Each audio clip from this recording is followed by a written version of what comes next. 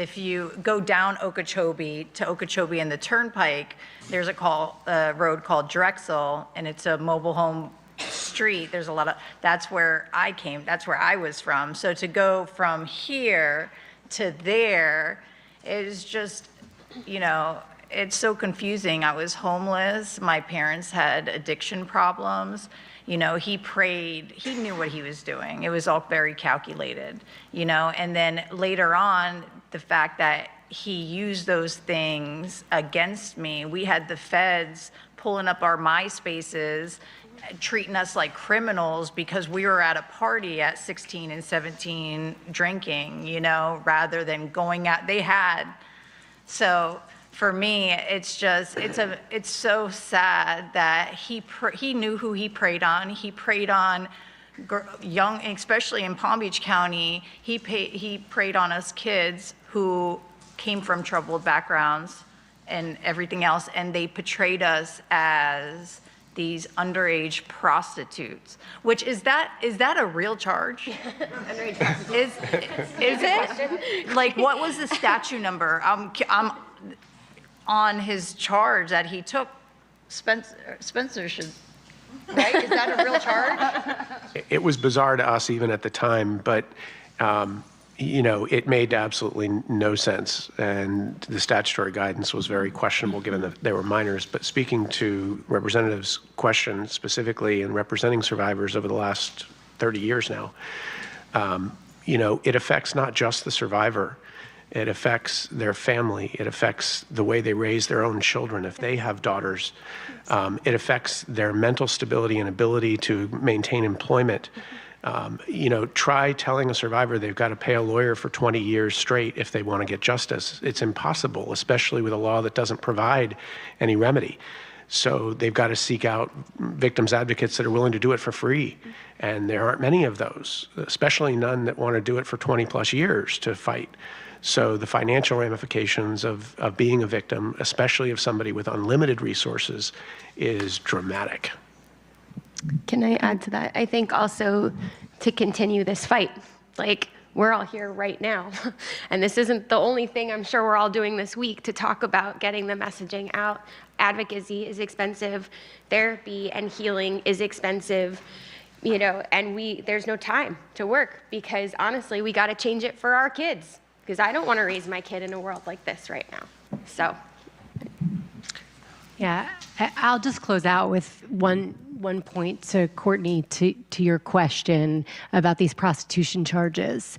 We need to eliminate the prostitution charges from the books altogether. We absolutely should be holding sex buyers accountable for the harm they cause, but people in prostitution should not be criminalized for being in prostitution because the vast majority of them are not there by choice. They're there because of lack of circumstances, poverty, other vulnerabilities. And what we see so often is that traffickers deliberately use that notion that the women and girls will be arrested for prostitution as a tactic. It is the number one tactic in order to make sure that survivors, victims are too terrified and too traumatized to talk. So we've got a lot of work to do. Yeah.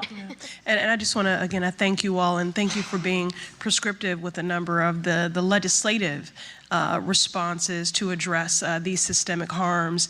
I'll just say that there is no amount of compensation that could ever fully account for what was stolen. But every single survivor certainly deserves much more than sympathy. And that is the work that I'm committed to doing alongside of you legislatively. Thank you. Thank you. Thank you, Congresswoman. I'd like to turn it over now to Representative Frankel. Thank you. Thank you again for being here. Let me just start with Courtney. You and I met many, many years ago. And just to let you know, I took for heart what you said. And myself and colleagues, Democratic Women's Caucus, we have filed a bill many years in a row named after you to make sure we can get these rights that you talked about. And the Courtney Wild bill would assert that the victims of federal crimes are entitled to all the rights guaranteed under the original Crime Victim Rights Act, regardless of if the charges are filed in court. And then it lists out a whole set of criteria. So I want to thank you for your bravery. We're still trying to get that bill passed. It's a little difficult under the circumstances, but we're going to keep trying. And thank you so much for your persistence. Yes.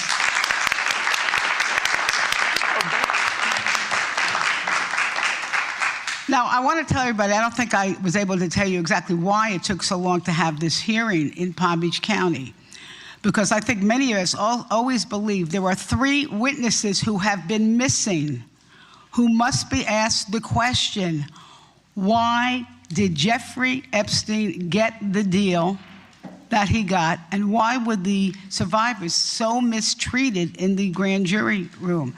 And those people are Barry Krischer, who was the state attorney, Lana Levick, I don't know if I'm saying that name right, she was one of the prosecutors in that grand jury, and Mary Ann Dugan, who was one of the prosecutors. I've requested for many years that those people be subpoenaed. We almost had an opportunity. In 2019, Karen Maloney was the chair of our Oversight Committee when Democrats were in charge. We actually scheduled to have this hearing here. And what happened was the Justice Department had engaged the Maxwell prosecution, and they said they would not allow survivors to testify. So that's why and that was correct, actually. So that's what happened. And then political circumstances changed. But we need to get to the bottom of this. And my next question really was for you, Mr. Kuvin. Thank you so much for all you've done for the justice system. Can you give us any insight, opinion, why these charges were so watered down? Was it power?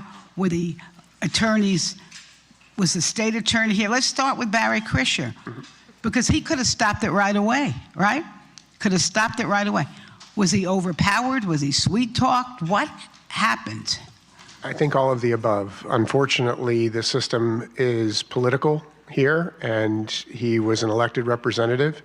And after my client went forward to police and the investigation began, we saw a full court press, meaning that Epstein hired his lawyer from Miami, Roy Black, he hired Alan Dershowitz, he hired Mr. Lefkowitz from New York, and they all swarmed into Palm Beach County. And they met with Barry Krischer with all kinds of information that was just an attempt to smear victims. They called them liars. They called them young, prostitutes. As Courtney stated, they were pulling up MySpace pages of these girls. And then they were talking about the parade of horribles that could happen to Mr. Krischer. And they were doing this in the history, unfortunately, of this county. Many may forget that there was a failed prosecution of a rape here in Palm Beach County from one of the Kennedys. Yes. And there was a huge publicity problem associated with that on a political basis. And I know that Barry Krischer was aware of that. And I think he saw his career going up in flames if he were to prosecute these. So I think he was looking for an out. And as a result, I think that's why he tanked the grand jury investigation. Well, what a bad excuse. I think perhaps his career should have gone up in flames, really. I mean, look, taking the personalities out of this, I would suggest not only did the lawyers put pressure on him, but I would assume that he got many phone calls. Is that correct? You want to add to that? We have no doubt that a number of phone calls were made politically. In fact, Chief Ryder at the time, who I spoke with and in sworn deposition testimony, stated that he, in fact, was so concerned that he asked Mr. Acosta directly, is he a protected informant? So you mentioned Chief Ryder, because I think it's always good to identify the good guys. And Chief Ryder, who originally brought this case, was appalled with what Krischer was doing here. And ironically, he ended up taking the case to the U.S. attorney, who didn't do much better. What happened there? Was it the same type of pressure? Yeah, it was even higher pressure at that point because then Ken Starr got involved as well on Epstein's team, and we all know that name from history. And there were huge amounts of political pressure that were being exerted on the U.S. Attorney's Office in the Southern District at that time. But you're absolutely right, Chief Ryder fought the good fight, and he was so angry at Barry Krischer that he wrote a scathing letter that's in the record now to him, just astounded at the failure of his office to prosecute these claims.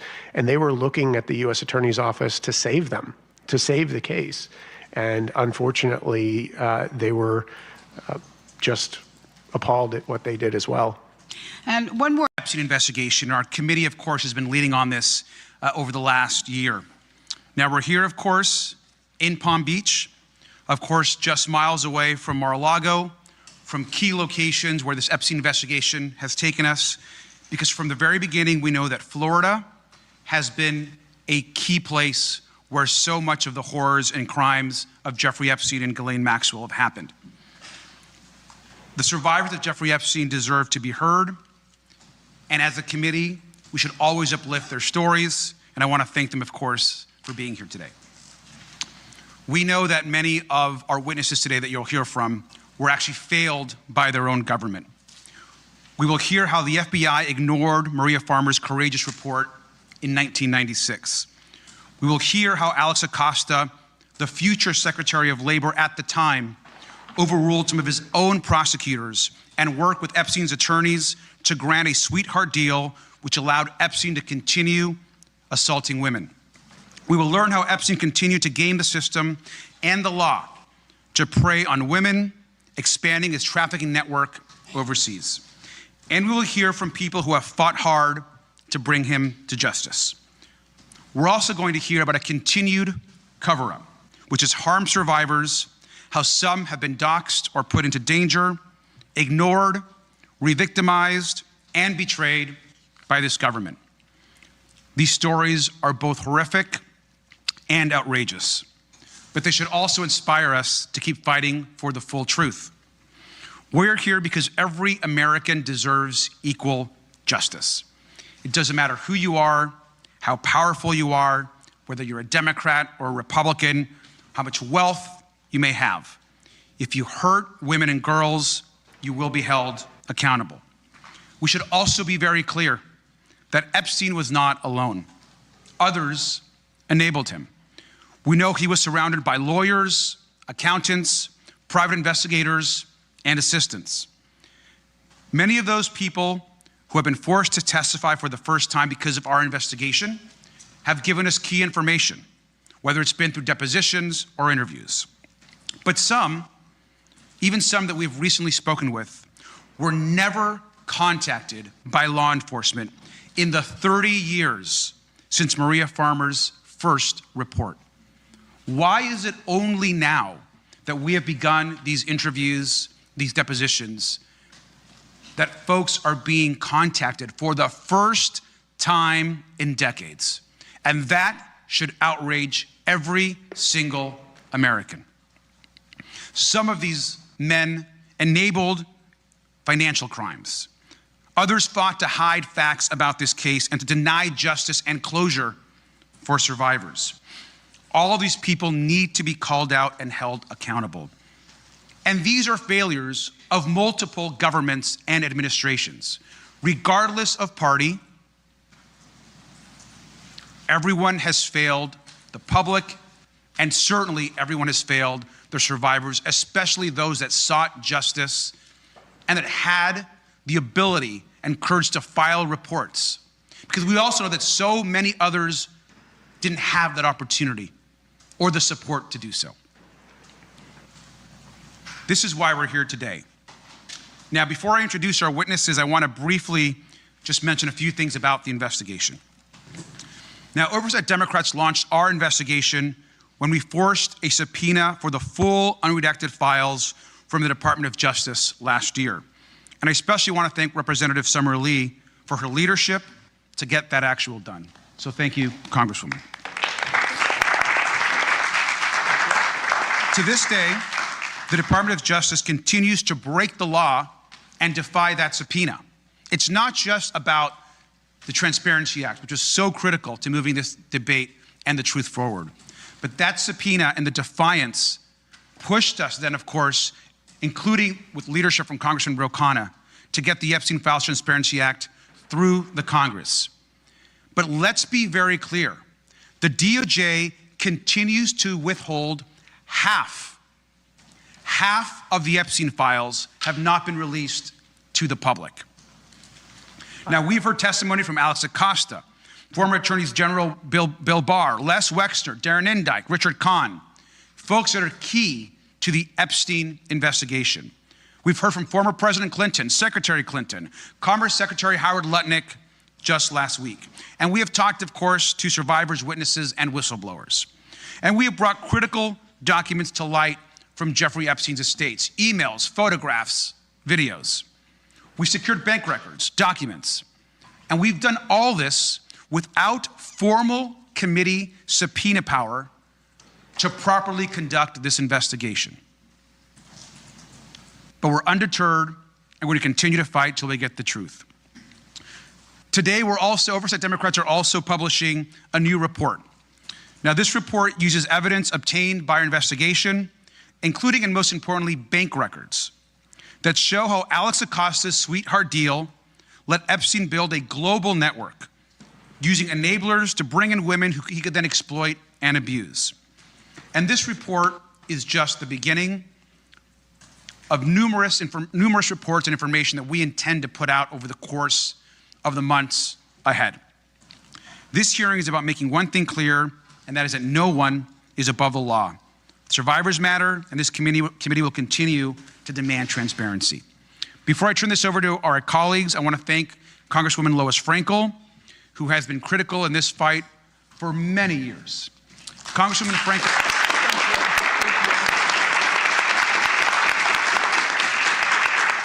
Congresswoman Frankel, of course, represents the community that we're in now. I want to thank her for hosting us. I also want to thank particularly West Palm Beach Mayor Keith James, their staff, the county, West Palm Beach PD, all for their assistance today. And I want to recognize Congresswoman Frankel for a few brief remarks. Thank you, Mr. Chair. And welcome everybody to West Palm Beach. And we're gathered here in a chamber that's very near and dear to me because I was mayor here for 8 years and I've had the honor of serving as. And I'm very proud to be with my Democratic colleagues of the House Oversight Committee, of course, the various witnesses, and most importantly, the survivors whose courage and perseverance made this hearing possible. And to the survivors, I want to say, and I know I say this to everyone here, thank you. Thank you for your strength, thank you for your resilience, and thank you for your determination to tell the truth, even when the system failed you. This hearing is long overdue. Myself and Debbie Wasserman-Schultz, we have been asking for a hearing for many years here, for many reasons I won't go into, but we're here today because it is right here, folks, right here in Palm Beach County, more than 20 years ago, that the survivors of Jeffrey Epstein's horrific crimes were first denied justice with devastating results. In 2005, the Palm Beach Police Department, led by then Chief Michael Ryder, I'm giving him a shout out, a good guy, he uncovered a deeply disturbing pattern of predatory sexual abuse by Jeffrey Epstein and his associates, targeting women, of course, and young girls, many recruited from our local high schools right here in Palm Beach County. The police did their job. They listened to the survivors. They built a serious case. Then they brought it to then State Attorney Barry Krischer. I call his name because his succeeding prosecutors are not involved. But instead of filing charges, was it overwhelmed by the power, by the wealth?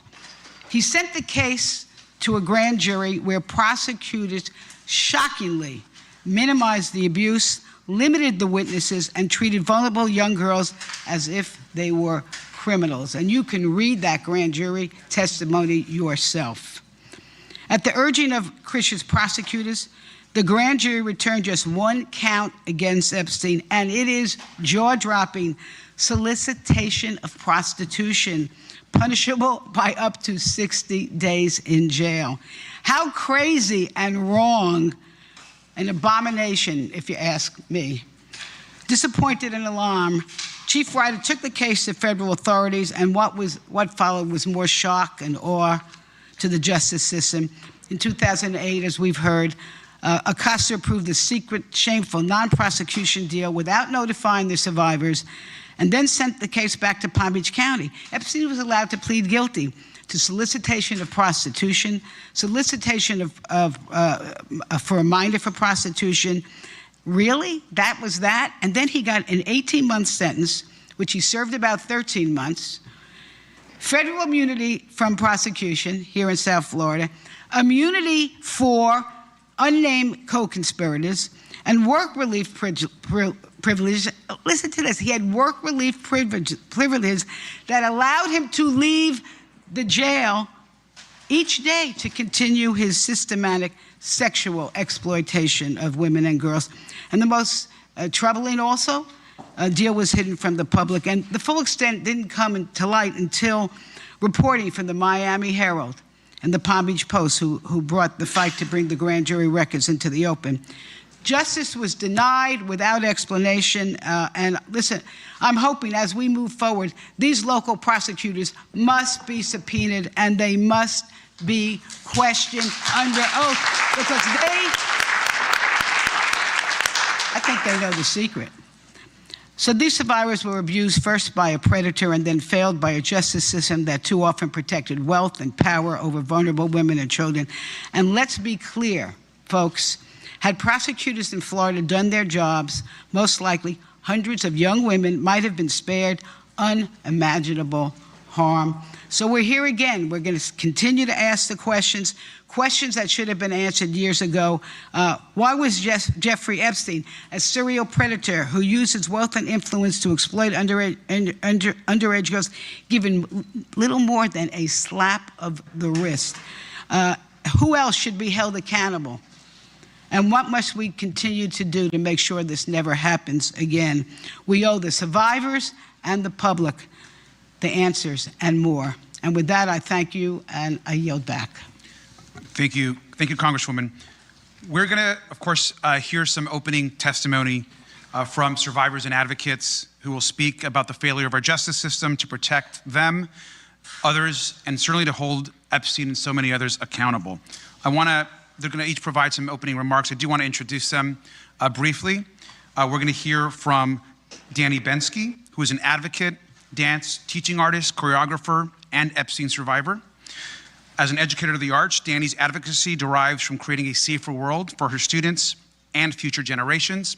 She is a public speaker and hopes that by sharing her story, we can get an inside perspective into grooming and how abuse can happen and how systems fail people. Dany was abused by Jeffrey Epstein in 2004 and 2005 when she was just 17 years old and working as a dancer in New York City. She has since spoken out about the government's handling of the case and has pursued legal action. And of course, the amount of courage is incredible. And I want to thank, of course, Dany for being here. We'll also hear from Rosa. Rosa is testifying under her first name and under that name only, just for her own safety. She was recruited in Uzbekistan by a modeling agent, co-conspirator, and brought to the US with promises of a career. She met Jeffrey Epstein in 2009 and was abused over several years. With her immigration status used to keep her from leaving, Rosa is a fighter, a coach, a wife, and a stepmother. And her courage, of course, is immense, and we want to thank Rosa for being here.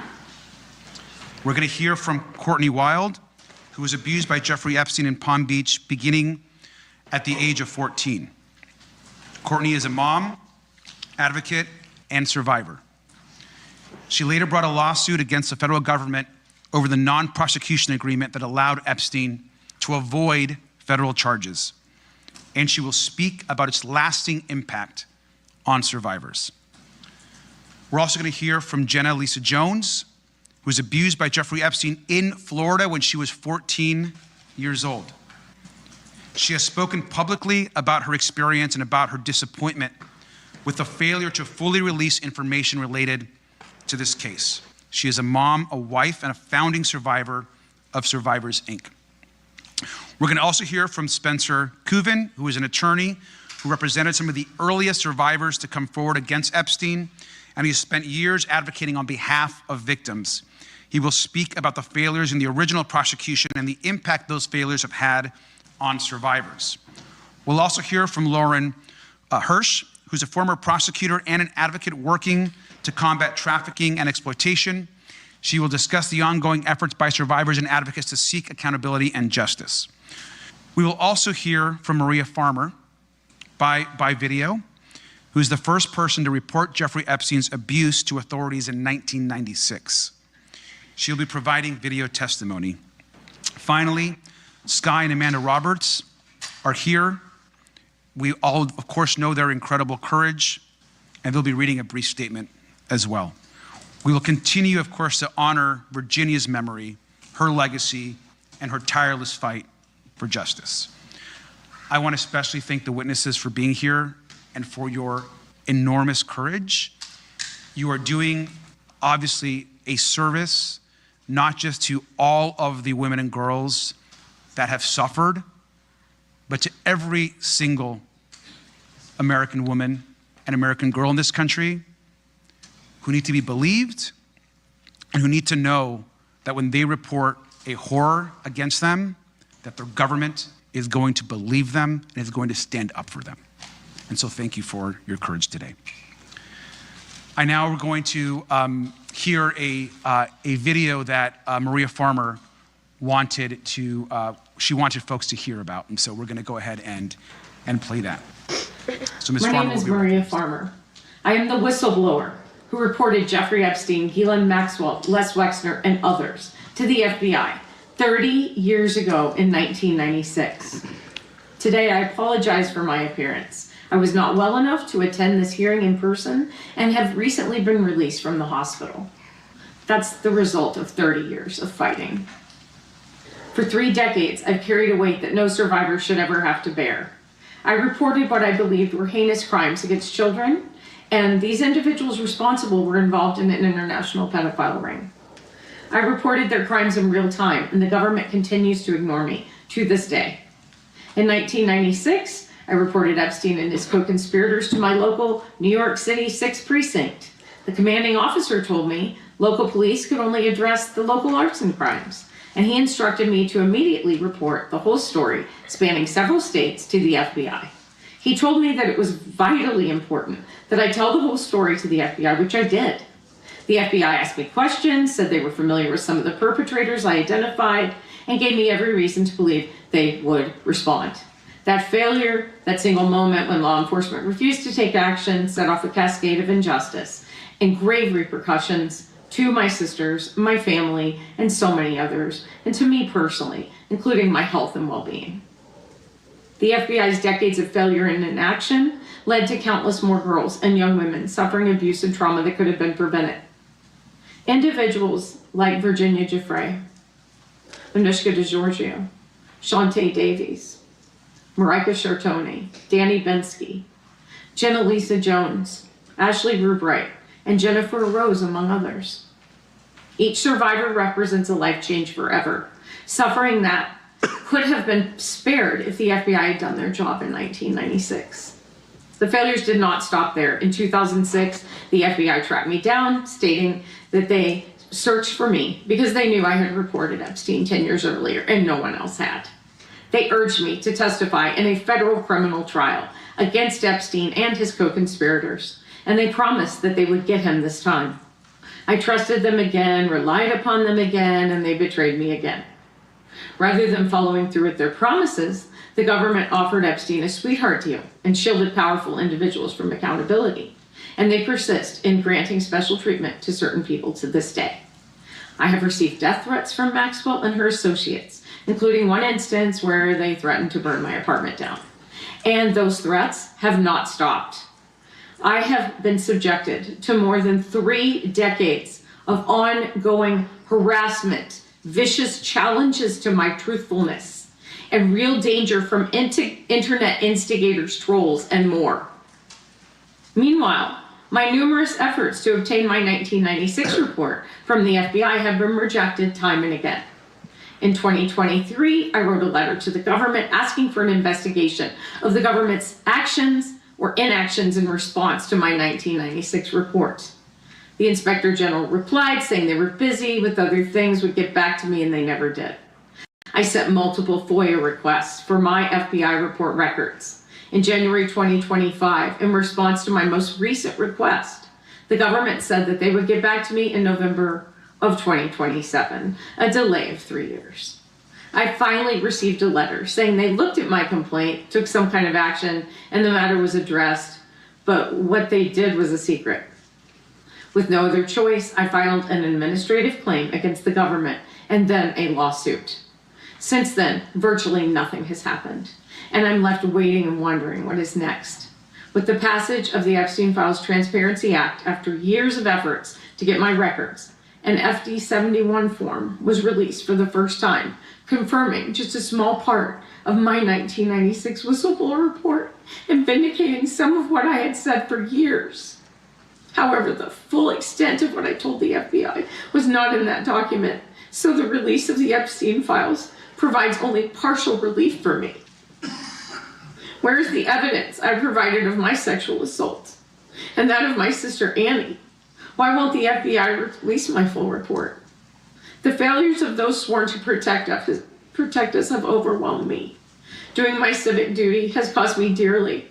The stress of this trauma, the government hiding and refusing to turn over written confirmation of my 96 report, along with the ongoing harassment and death threats, have contributed to me developing serious health issues, including Hodgkin's lymphoma, a brain tumor, and recently Addison's disease. In the last month, I have spent 23 nights in hospitals, including multiple nights in the ICU. Along with my health, it has robbed me of my career. In 1996, I was fresh out of graduate school and living a life that I had always dreamed, creating and selling art in New York City. When I was assaulted, threatened, held captive, my career was halted, and the trajectory of my life was thrown off course. So many others had their dreams shattered by these crimes, and they could have been prevented. Individuals like Virginia Giuffre, who is the backbone of this case and remains the inspiration behind this fight. She's the reason my sister and I came forward publicly so we could stand together.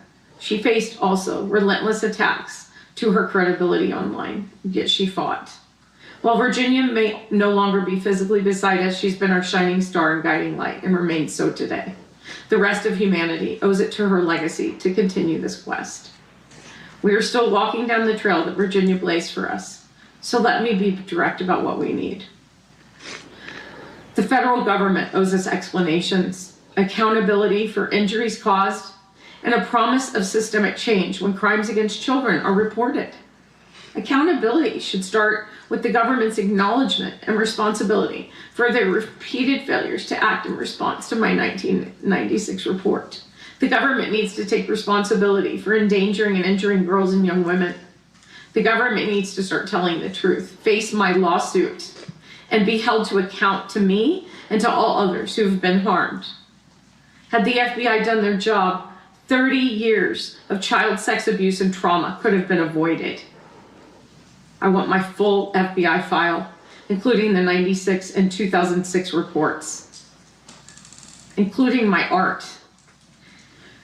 We also need the FBI and the Department of Justice to fully investigate every lead in this case. We need investigation and prosecution of everyone responsible, both men and women. This includes the officials who enabled the 2008 sweetheart deal, the other perpetrators and the many co-conspirators, and anyone who is currently shielding powerful individuals from justice. No more protection for the guilty. There must be no pardoning or commuting the sentence of Maxwell, who sexually abused me, my minor sister, hurt so many girls and other young women, and personally threatened to kill me, has shown no remorse, and has demonstrated no basis on which to believe she would ever be truthful. As the Epstein case whistleblower, I have waited 3 decades for justice. It's a miracle I'm still fighting, especially considering what the stress of 3 decades of this case has done to my health and well-being. I will keep fighting for justice and transparency for a better, safer future for the next generation. Thank you.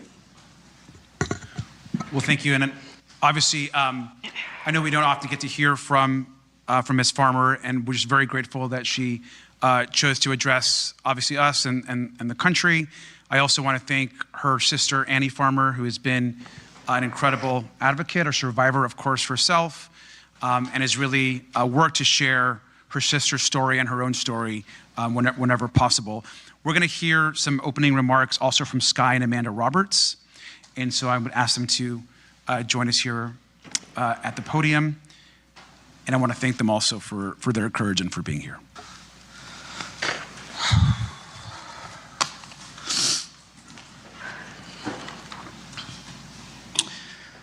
Thank you, Representative Garcia and all members here today. We deeply appreciate the opportunity to be here. Obviously wish Virginia was here to do this herself, but I will do my best to keep it together and to get through this. My name is Sky Roberts, and I am the younger brother of Virginia Roberts Giuffre.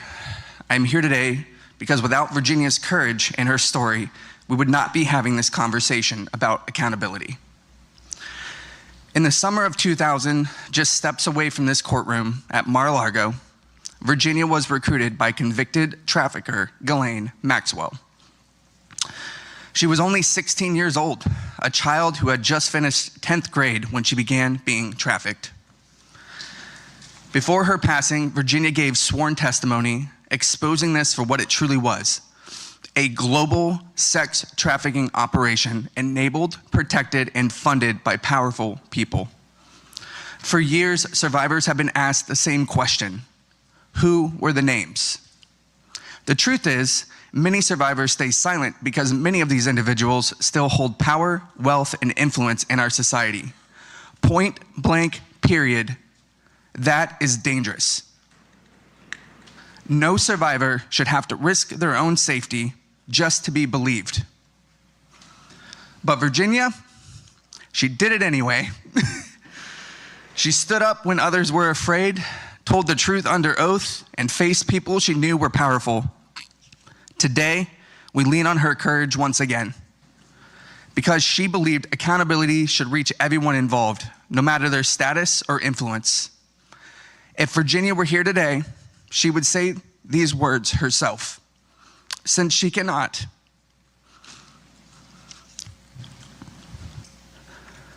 I will say them for her as her little brother.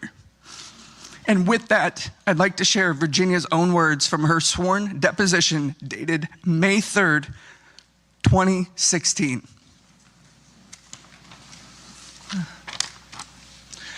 They trafficked me to many people. Okay, please name a person that Ghislaine Maxwell directed you to have sex with. Prince Andrew. Okay, who else? As a whole, they both trafficked me to many people. Okay, so can you please tell me when Ghislaine Maxwell asked you to have sex with another person? Glenn Dubin. Who else? Well, redacted is another one. Ghislaine Maxwell asked you to have sex with redacted? And Glenn Dubin and Steve Kaufman were, like I said, the first people I was sent to after my training. And where does Alan Dershowitz fit into this group of people? Same. I can't tell you piece by piece by piece who. I know Glenn Dubin was first. Okay. And I know Stephen Kaufman was one of the first that I was sent to. Alan Dershowitz could have been between Glenn and Stephen. This is only a small sample of the thousands of stories that still remain untold. But the question today is no longer whether names exist. The question is, what will Congress and the Department of Justice do about it? Even if only a handful of names are publicly known, will there finally be investigations and accountability? With that, I'd like to turn it over to my wife, Amanda Roberts.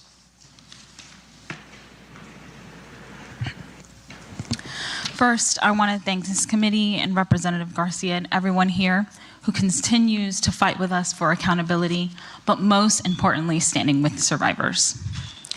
Virginia's story was harrowing, and as you heard my husband speak, she wasn't afraid to say the names.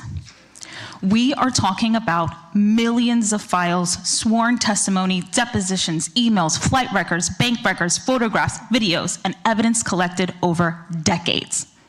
Evidence that points to a network, not just to people who trafficked and abused over 1,200 victims, girls, children, women, and boys. Epstein and Maxwell did not act alone, and Palm Beach was the blueprint. It was the center for expansion.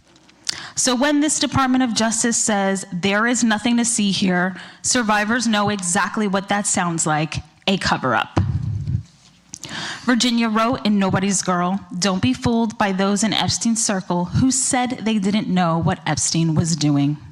That sentence should guide this committee's work. Because I don't recall is not enough.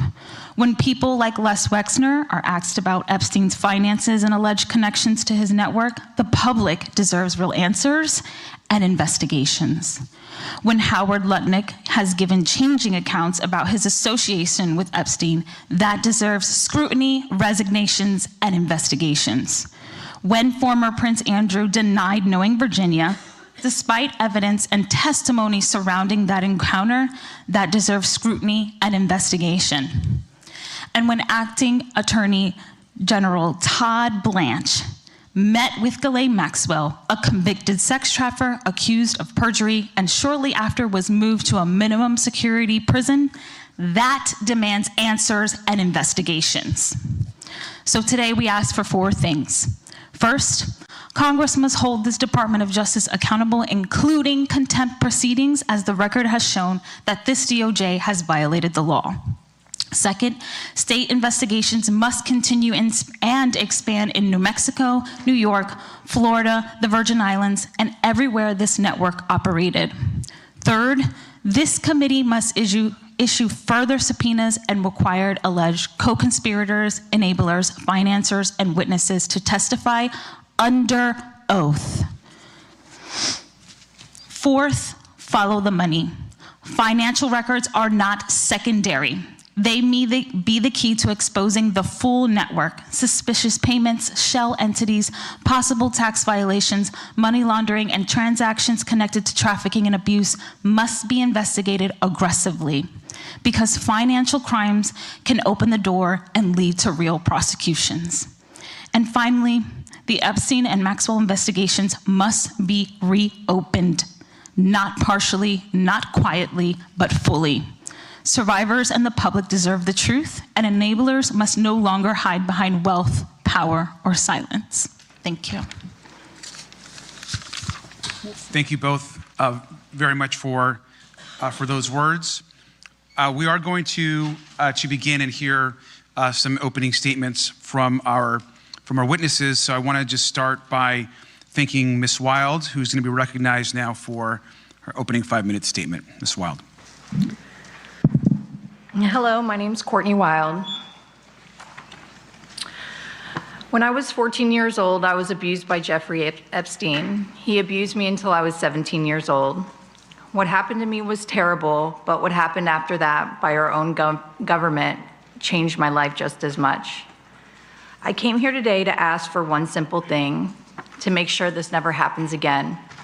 I filed a case under the Crime Victims' Rights Act because government secretly made a deal with Jeffrey Epstein. They signed a non-prosecution agreement. They made the deal behind closed doors. They never told me, and they never told any of us. Instead, they sent letters telling me to be patient, even though they knew the case was already over. For years, I believed there was an investigation happening. There wasn't. When I found out the truth, I went to my lawyer, Brad Edwards.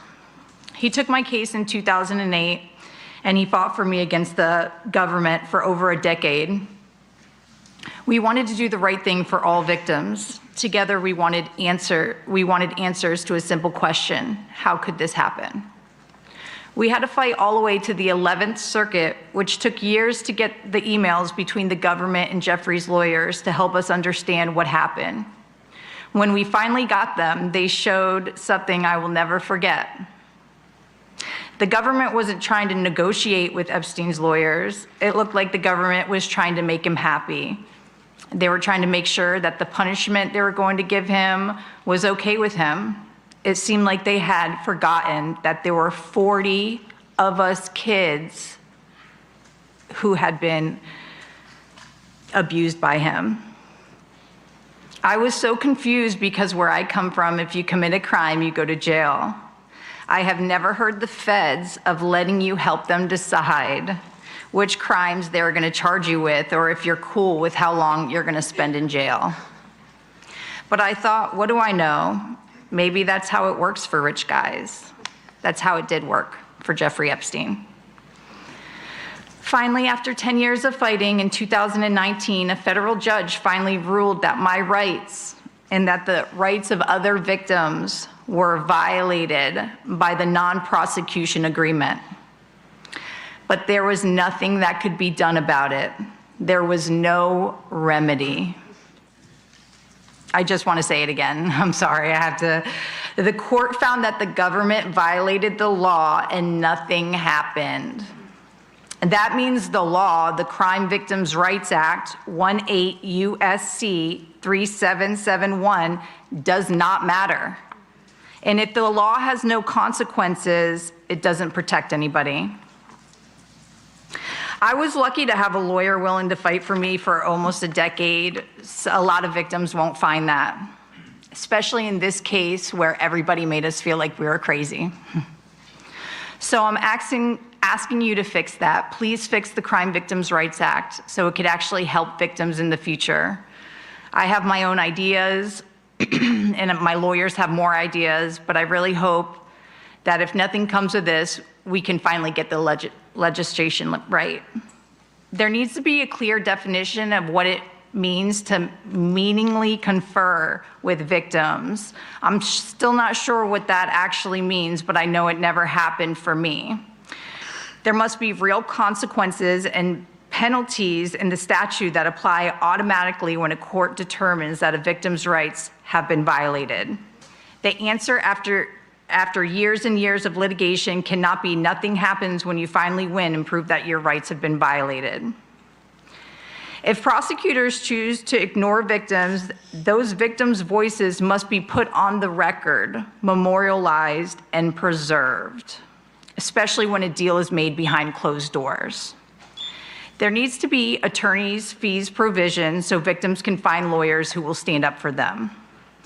If those changes had existed back then, maybe what had happened to me and so many others would have not happened. My case against the government for violating the rights of at least 40 of us Palm Beach kids was happening from 2008 to 2019. Do you know how many other girls Jeffrey abused in that time period? I bet the FBI knows.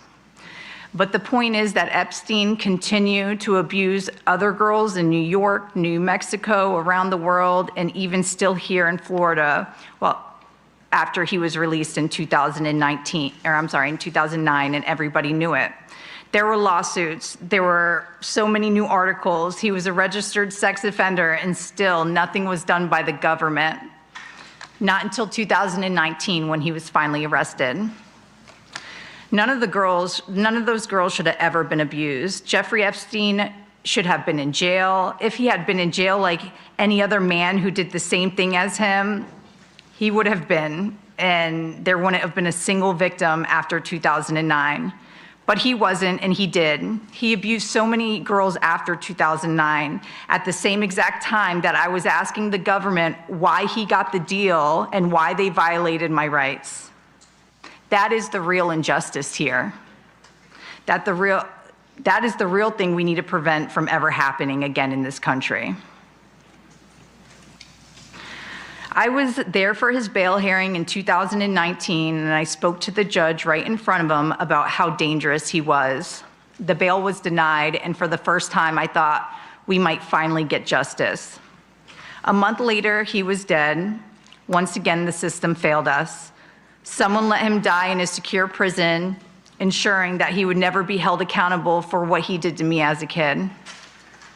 Since then, there have been prosecutions, there have been civil cases, there have been settlements, but none of that changes what was lost, and none of that fixes what was allowed to happen in the first place. We fought for years to get Jeffrey Epstein arrested. We fought to hold people accountable. We did not fight so that this could turn into something political or so that our rights would be violated once again. I lost years of my life fighting this, and so did many others. We did that so the next victim wouldn't have to. So don't let this work be in vain. Make the Crime Victims' Rights Act matter. Thank you so much. Thank you very much, Ms. Wild. Ms. Jones, you are now recognized for your opening statement. Ranking member and members of Congress, my name is Jenna Lisa Jones. I was 14 years old when I was abused by Jeffrey Epstein in Palm Beach. It has taken me many years to find my voice. For a long time, I stayed silent because I was afraid and because I did not understand why this happened to me. When I finally came forward, I made a commitment to use my voice responsibly. I'm here today to do exactly that. Last September, I went to Washington, D.C. along the other survivors with a simple request: transparency and accountability. We asked you to help us understand how Jeffrey Epstein was given a non-prosecution agreement, even though the government had evidence that he had sexually abused dozens of children, including me. We asked how he was allowed to leave jail in 2009 and continue harming young girls. We asked for answers that would hold our government accountable for its actions. We still do not have those answers. Instead, what we received caused harm all over again, including too many of our survivor sisters who had never come forward before and who never wanted their names or abuse to become public. The Department of Justice released documents that exposed our names, our social security numbers, and deeply personal information. Survivors' identities were made public. Husbands learned about their wives' abuse for the first time. Children learned about the abuse of their mothers from reporters, from strangers on the internet, and in some cases, from other kids at school.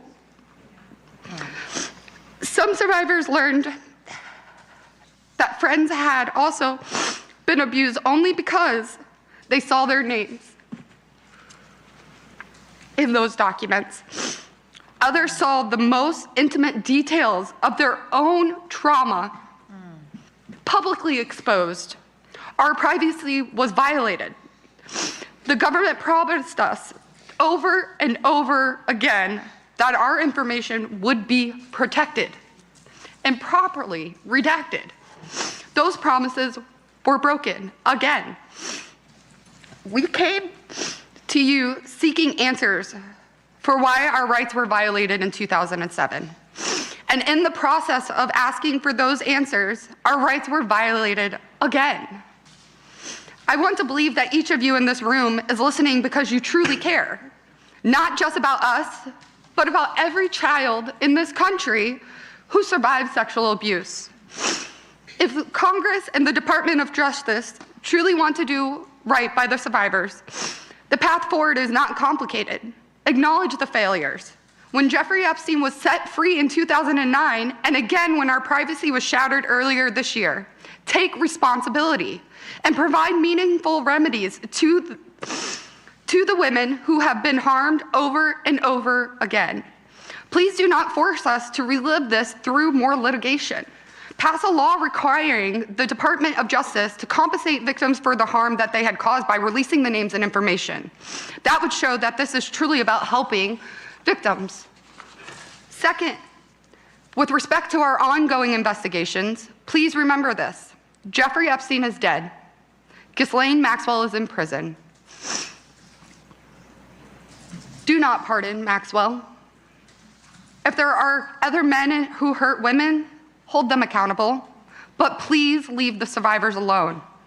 If you subpoenaed someone to testify before your committees and she tells you she is a victim, listen to her. Believe her. Respect her trauma. Jeffrey tried to paint his victims as bad guys to avoid responsibility for himself. Please learn and understand that.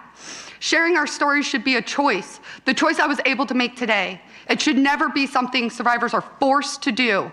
The girls who were groomed by Ghislaine Maxwell and abused by Jeffrey Epstein should not be treated like criminals. Please learn the stories of the women who have been harmed before you force them to testify in a room full of strangers about the worst moments of their lives.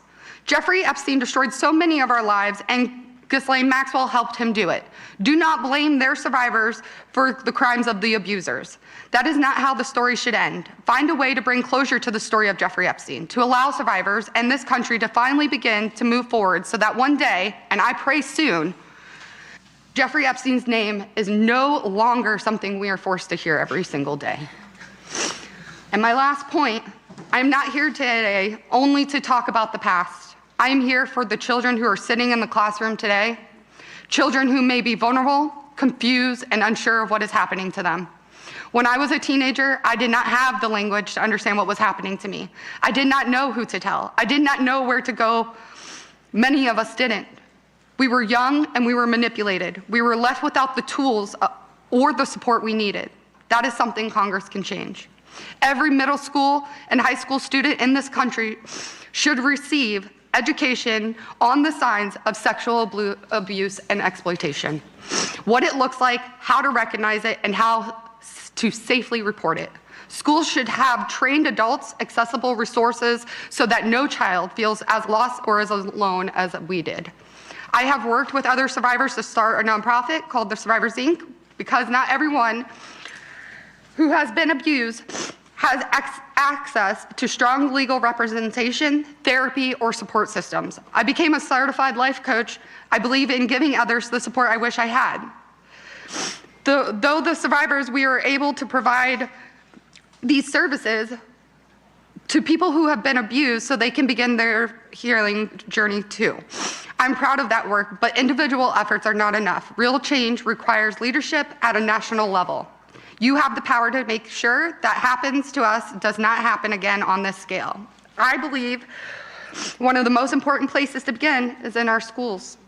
Train teachers, educate students, give children a place to turn when they feel they have nowhere else to go. Together we can do better for the next generation. Thank you so much, Jones.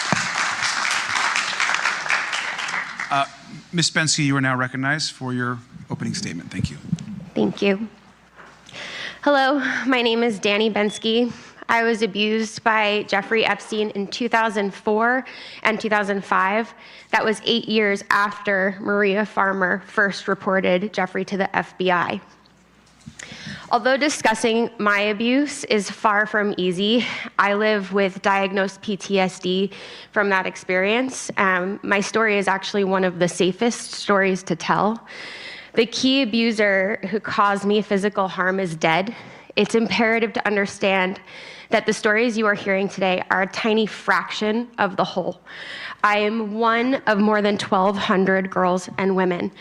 I don't face the same level of threats of defamation lawsuits and serious risks to my safety as some of my survivor sisters do. While there are co-conspirators who do need to be held accountable for the parts that they played in the operation of my own abuse, I was trafficked only to Jeffrey, which really, unfortunately, is not the case for so many others. I was groomed prior to meeting Jeffrey. I grew up in the dance world where perfectionism, body image issues ran rampant in a world that was built on hierarchy and secrecy. I would have my body criticized, critiqued, and manipulated, not so different from what I initially experienced with Jeffrey.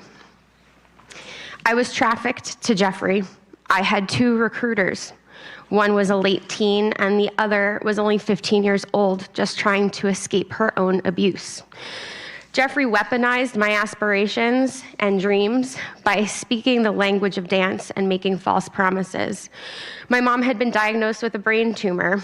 I had seen the name Epstein listed on a donor wall and believed that his wealth and power had come from the medical profession.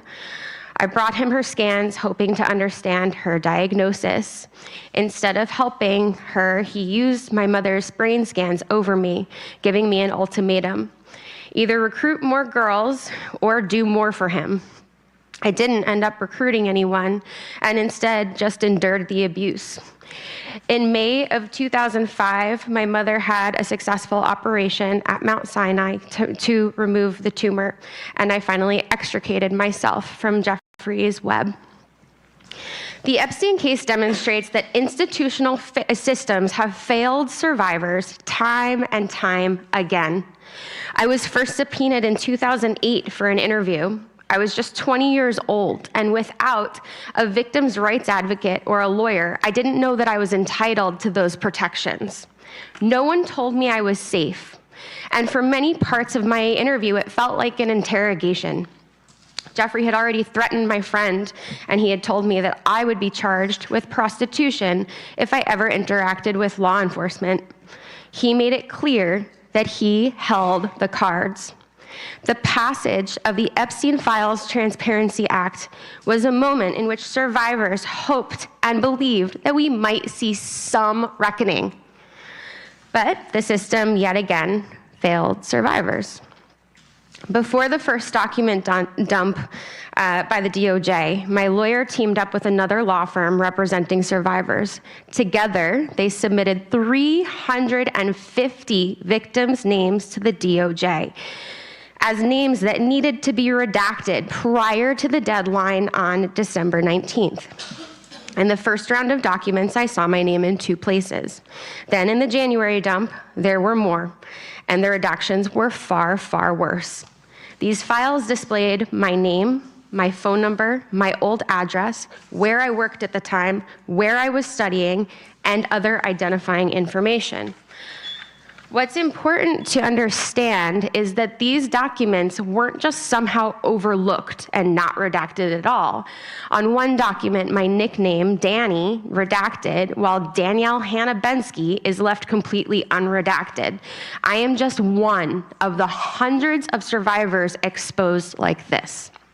A few weeks ago, a legal analyst reached out to share that yet again, my name appeared in a third batch of only 20 documents.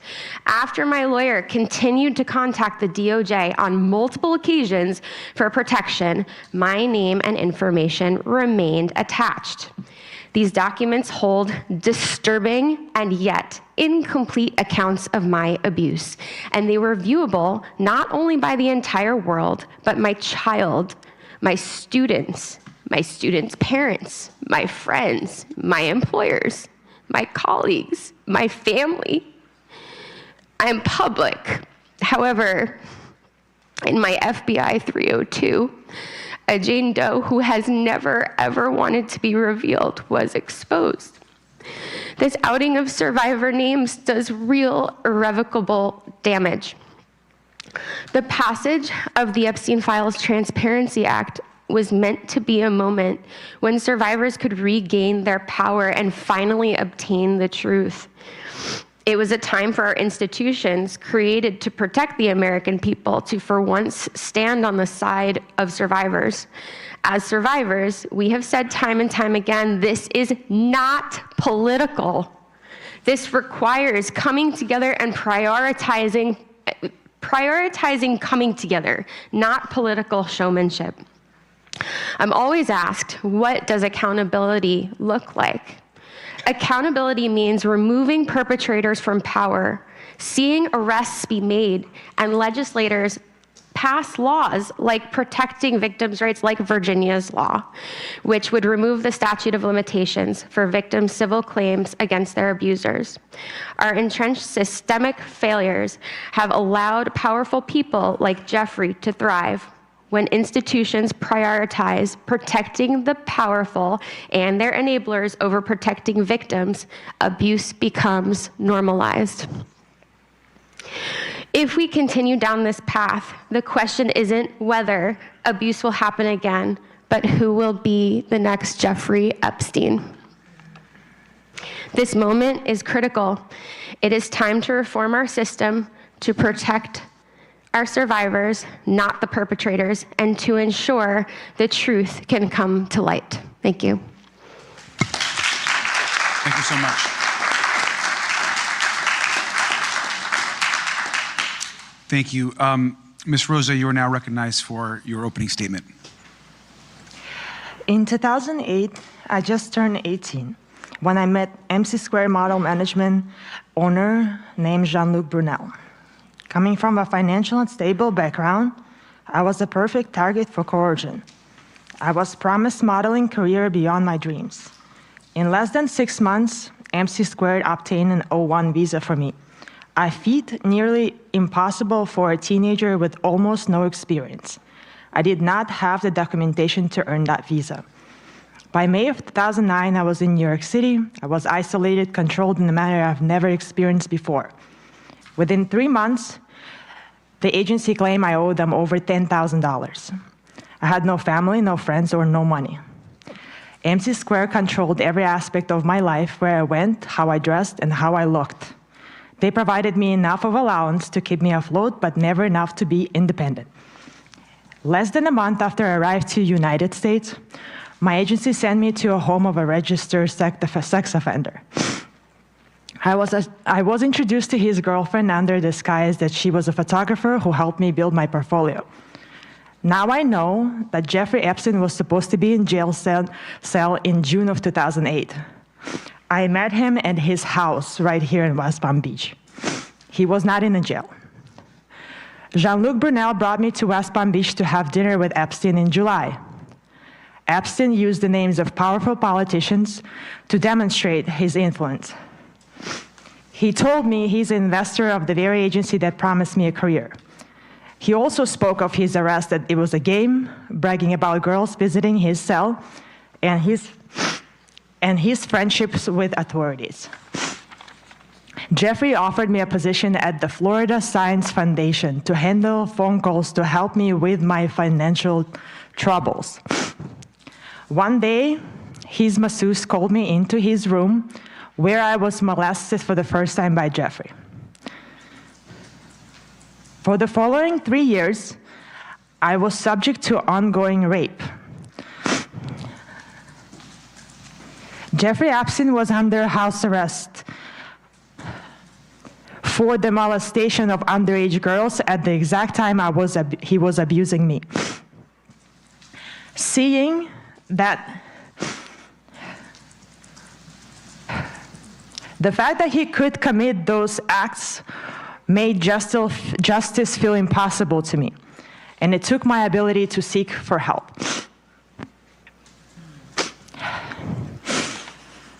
I was summoned to his residence right here in West Palm Beach. My agency relocated me to Miami to keep me closer, and only after he was released from the house arrest, I was allowed to go back to New York City, where my nightmares continued. Those years of abuse turned into a decade of fear that I still carry today. I eventually found the courage to reach out for help. I stepped forward along other survivors, hoping those who allowed this to happen will be held accountable. I kept my identity protected as Jane Doe. I woke up one day with my name mentioned over 500 times.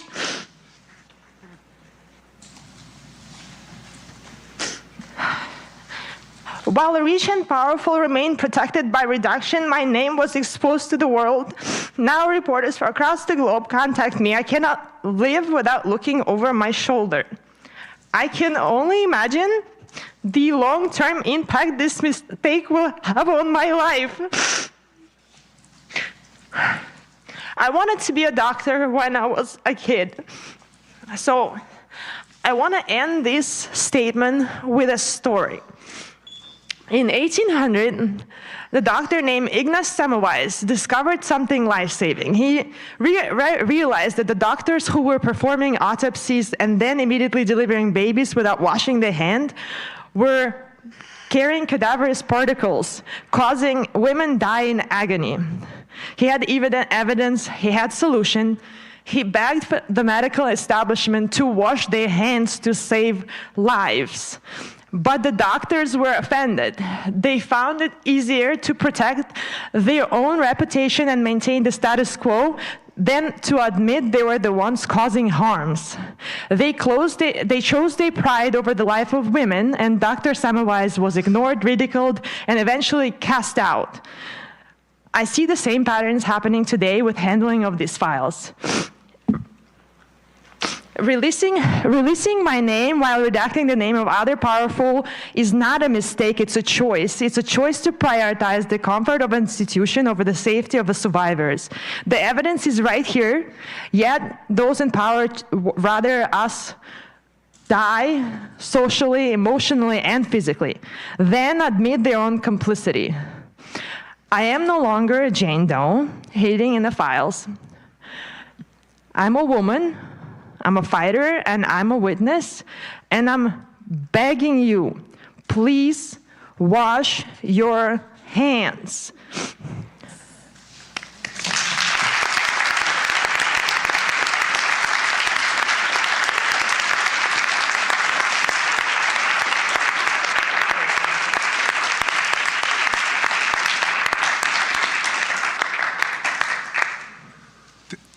Thank you, Ms. Rosa. Obviously, I think one of the true horrors of this investigation has been the way so many survivors continue to be traumatized, and I think this is one just really horrific example of how, even through the Transparency Act, so much horror and re-traumatization continues to happen. So thank you for the testimony. Mr. Kuvin, I'm going to recognize you for your opening statement. Thank you.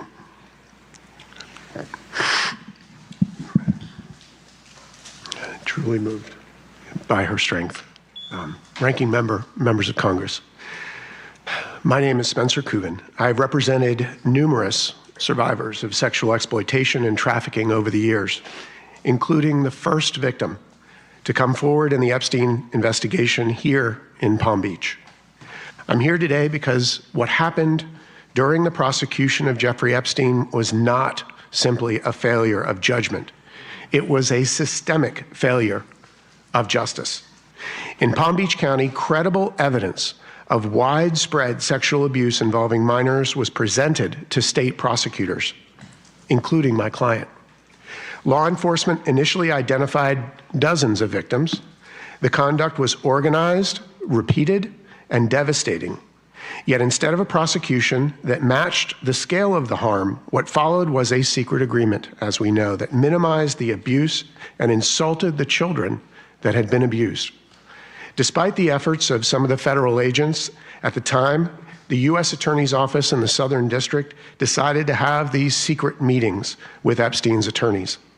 The U.S. Department of Justice, in conjunction with the Palm Beach County State Attorney's Office at the time, colluded in secret to quietly shelve this case with minimal state charges that branded a 15 and 16-year-old child victim as prostitutes. They gave a sweetheart deal to Jeffrey Epstein and 4 named as well as unnamed co-conspirators. The Southern District U.S. Attorney at the time, Alex Acosta, spearheaded what every attorney advocate saw as the worst non-prosecution agreement ever executed by a U.S. attorney. This sent a message. It told victims that even when the evidence is strong, accountability is negotiable if you are rich and powerful. This awful non-prosecution agreement completely shut down further federal charges for the events they were investigating here in Florida. As I mentioned, that tragic deal was negotiated and signed in secret. Not only was it kept secret from the world, it was kept secret from me. Calls were made repeatedly to the U.S. attorneys investigating this at the time by myself, an advocate for multiple victims at the time, and of course it was kept secret from those victims. I was forced to file motions with the court to compel its ultimate disclosure, even after it had been executed. And finally, after obtaining court orders, they turned it over to us. A full year after it had been signed. The victims were not consulted. Their advocates like me were not consulted. Victims were never given an opportunity to be heard. This was not just a moral failure. We believed it was a violation of law under the Crime Victims' Rights Act. Originally passed in 2004, subsequently amended by Congress in 06, 08, and 15. Victims have had the right to confer with prosecutors and the right to be treated with fairness and respect.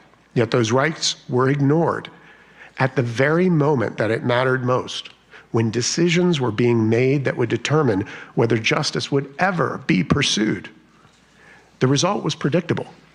Survivors, as you've heard, were re-traumatized, not only by the abuse they endured, but by a system that excluded them from the process designed specifically to protect them. And the public was left questioning whether justice can be trusted when powerful interests are involved. This failure by the Department of Justice at the time was a subject of litigation brought, as you heard, by Ms. Wild. That case ultimately exposed a gap in the law, one that must be closed by you. Today, I want to offer that clear path forward. First, Congress should amend the Crime Victims' Rights Act to make it explicit that victims must be notified and given a meaningful opportunity to confer before any non-prosecution agreement or deferred prosecution agreement is finalized. Second, as you've heard, there must be enforceable remedies, not just suggestions. Victims should have standing to challenge agreements reached in violation of the Act, and courts must have the authority to review and, where appropriate, void those agreements. Third, transparency must be the rule, not the exception. Secret agreements that extinguish criminal liability, particularly in cases involving multiple victims, should not exist in our system of justice. And finally, there must be accountability. When prosecutors fail to uphold victims' rights, there must be consequences sufficient to ensure that those failures are not repeated. This is not about relitigating the past, it's about ensuring what happened here never happens again. The survivors in this case have showed extraordinary courage coming here today. They told the truth and they trusted the system, and the system failed them. Congress now has the opportunity, and I would suggest the responsibility, to fix it. Thank you. We look forward to your questions. Thank you very much. I'd like to go to Ms. Hersh, please, who's now recognized for her opening statement. Thank you so much, Ranking Member, members of Congress. I'm Lauren Hersh, the CEO of World Without Exploitation, the largest anti-trafficking coalition in the country. We have nearly 200 member organizations across the country. Many of those organizations are survivor-led. It is an absolute honor to sit beside each one of you. You are the reason this moment of reckoning is happening. What we have witnessed in the handling of the Epstein case is not simply a bureaucratic misstep. It is a deeply horrific failure to protect the very people the system is meant to serve. Survivors have repeatedly been promised dignity, confidentiality, and care. And instead, we have seen a systemic breakdown in their protection at nearly every step of the way. We have watched those with power and privilege manipulate the system, shielding themselves from accountability, while survivors have suffered in silence. Every one of these failures sends a devastating message, not only to Epstein survivors, but to survivors everywhere, that accountability is optional for the powerful. Survivors have had enough, and frankly, the American public has had enough of this too. We are now in a moment of reckoning that requires a thorough examination of all of the things that have gone horribly wrong, but it also requires a serious course correction. Survivors have been repeatedly harmed, first by Epstein and his associates, and then by law enforcement who refused to bring adequate cases, who didn't notify victims when secret sweetheart deals were made, who allowed abuse to continue even after pleas were entered in, and then they were again abused by the DOJ. When the federal government fails to provide protection under the Crime Victims' Rights Act, survivors cannot be left without remedy. We need a legislative fix immediately to provide compensation and recourse for violations of the Crime Victims' Rights Act, and this is urgent. I think everyone in the room has heard the survivors and understands the profound harm caused by the DOJ in releasing hundreds of names of survivors and their personal information in the aftermath of the Epstein Files Transparency Act. So I'll keep this part brief. As a former prosecutor, I understand that mistakes happen. We're human. But when hundreds of names are released repeatedly, including nude photos of a survivor, this can no longer be dismissed as human error. Something has gone horribly wrong inside the DOJ, and the American public deserves clear answers about how this failure has occurred. This requires a recorded deposition of Pam Bondi on May 29th, not a transcribed interview.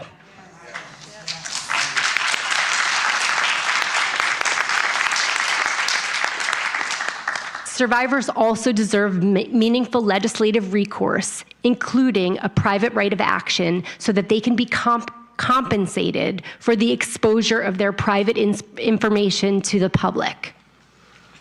Accountability cannot end with an examination of process failures or even legislative fixes. These files demand further examination. Assertions that there are no credible investigative leads are deeply concerning.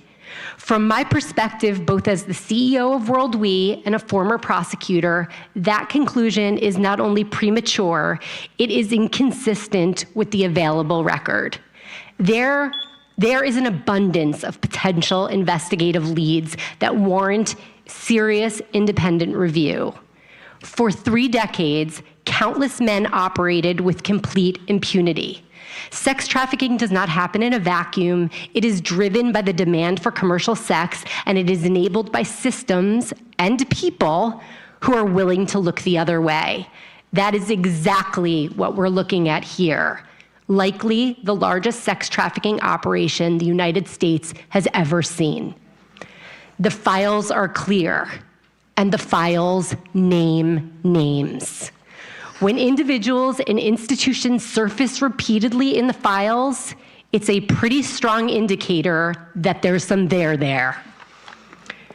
When there are millions and millions of dollars flowing between an individual and Epstein, and there doesn't seem to be a business relationship, but instead allegations of sexual abuse, that's not noise to ignore. That is an investigative lead.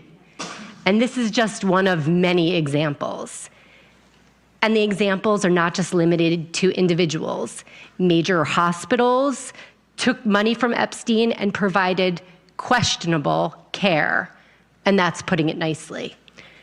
Hospital systems, academic institutions, modeling agencies, and the list goes on. They all require careful, independent examination of investigative leads. The burden should not fall on the survivors to name names or drive investigations. Survivors should be given safe, voluntary spaces to speak, but they should not be compelled. The responsibility lies with investigative bodies, prosecutors, the DOJ, on relevant authorities to do their jobs thoroughly, transparently, and with integrity. Survivors have already carried far too much of the burden. They should not have to carry the failures of our institutions as well. What is needed now is not defensiveness, but accountability. And finally, for survivors and for World Without Exploitation, this is not and has never been political. I'm sure that it will be twisted into us entering the political fray by being here today. But we have been absolutely clear. We will and have worked with anyone who is serious about getting to the truth. The era of silence and inaction must end here. Thank you.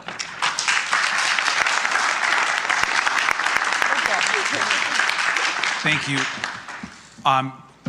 Obviously, just thank you to all of our witnesses for those opening statements. We're going to be moving on to questions and some comments from the members of this committee. I do want to uplift and recognize particularly the survivors and your courage again and how we got to this moment.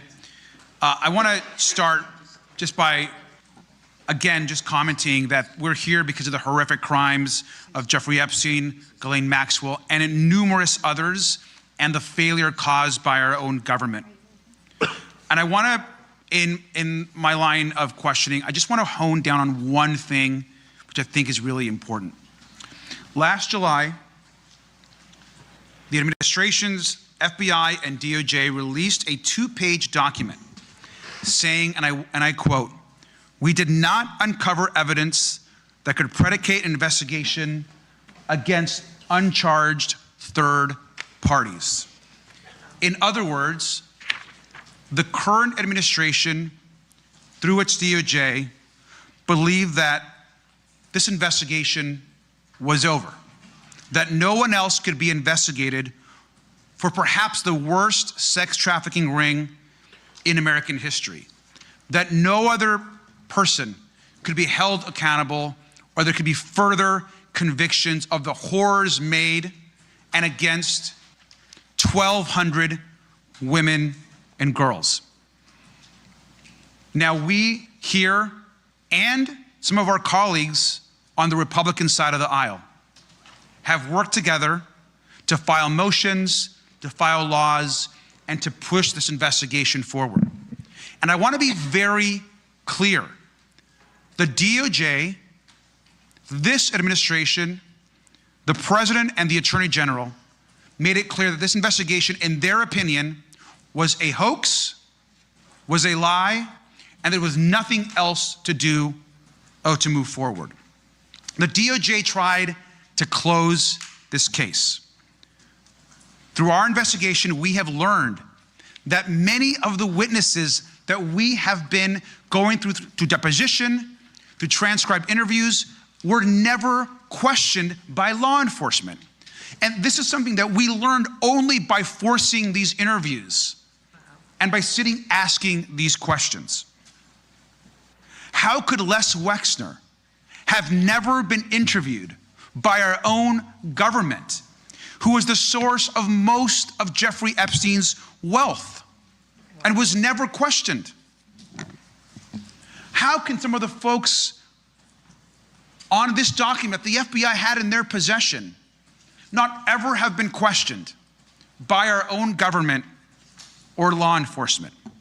How could Darren Indyke and Richard Kahn, who you can see in this chart and were essentially the brain trust of Jeffrey Epstein's organization, how could they never have been questioned? That is not a mistake. That is a cover-up. And what I think we want to make very clear is this is not just about the mistakes and the ongoing harm of the Trump administration. This has been harm posed by numerous administrations led by both Republicans and Democrats. And when folks come and ask, well, why wasn't the former administration, Attorney General Garlick, more engaged on this issue? I ask the same question. Why wasn't Merrick Garland more engaged and focused on prosecutions and more focused on getting out the truth? This is not just about partisan politics. This is a continued pattern of abuse and not seeking justice. But we're here now, at this moment, in this Congress, with this administration, and this cover-up must end. I want to briefly ask the survivors, if you believe that this investigation should continue, if your government should continue this investigation. Ms. Bensky. Yes. Rosa. Absolutely, yes. Ms. Wild. Yes. Ms. Jones. Yes. Thank you. And we agree. It's unacceptable that folks have been not questioned, that there haven't been criminal prosecutions, and that our own former Attorney General continues to be engaged in this cover-up. They want to end this investigation. But what we are saying today is we need to come together with our bipartisan allies on the other side, and especially some Republican women who have stood and continue to push for truth and justice. We welcome their support in this investigation. At a hearing back in March, former Attorney General Bondi told one of my colleagues, quote, "I'm stunned that you want to continue talking about Epstein." That was her quote. Ms. Bensky, you were there. So was Sky Roberts on behalf of Virginia. Attorney General Bondi didn't spend 1 minute talking to you, but instead wanted to end the Epstein investigation. Today we're here to tell the former Attorney General that we are demanding that she come in for her date with the subpoena, that she testify under oath, and that it's videotaped and released to the American public, and the survivors deserve nothing less.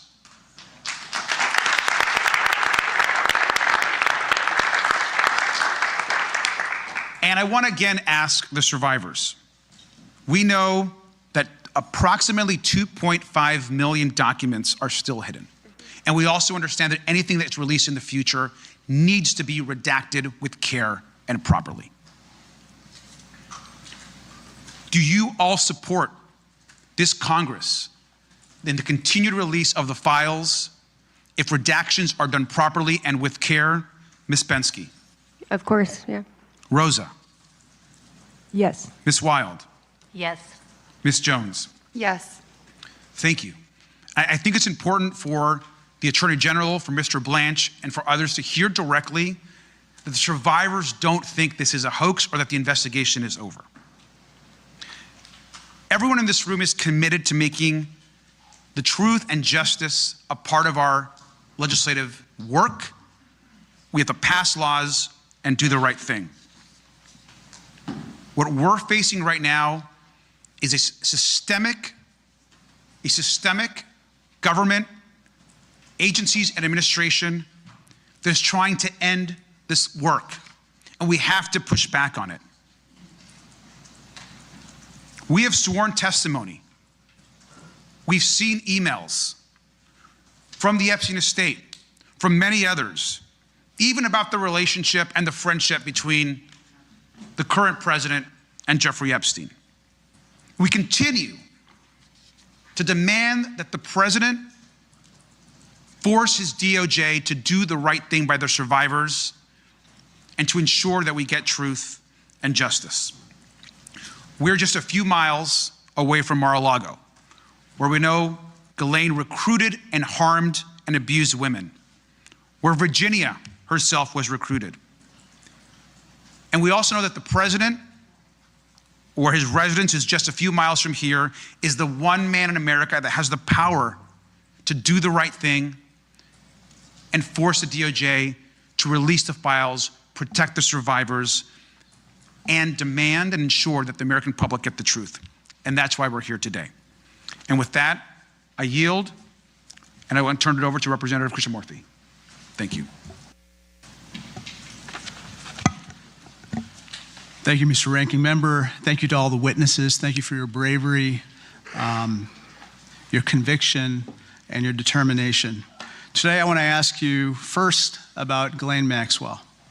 Ms. Wild, in a written victim impact statement that was filed in court, you said that the abuse you suffered was, quote, deliberate and systematic, designed by Epstein and facilitated by his staff and associates, including Ghislaine Maxwell, correct?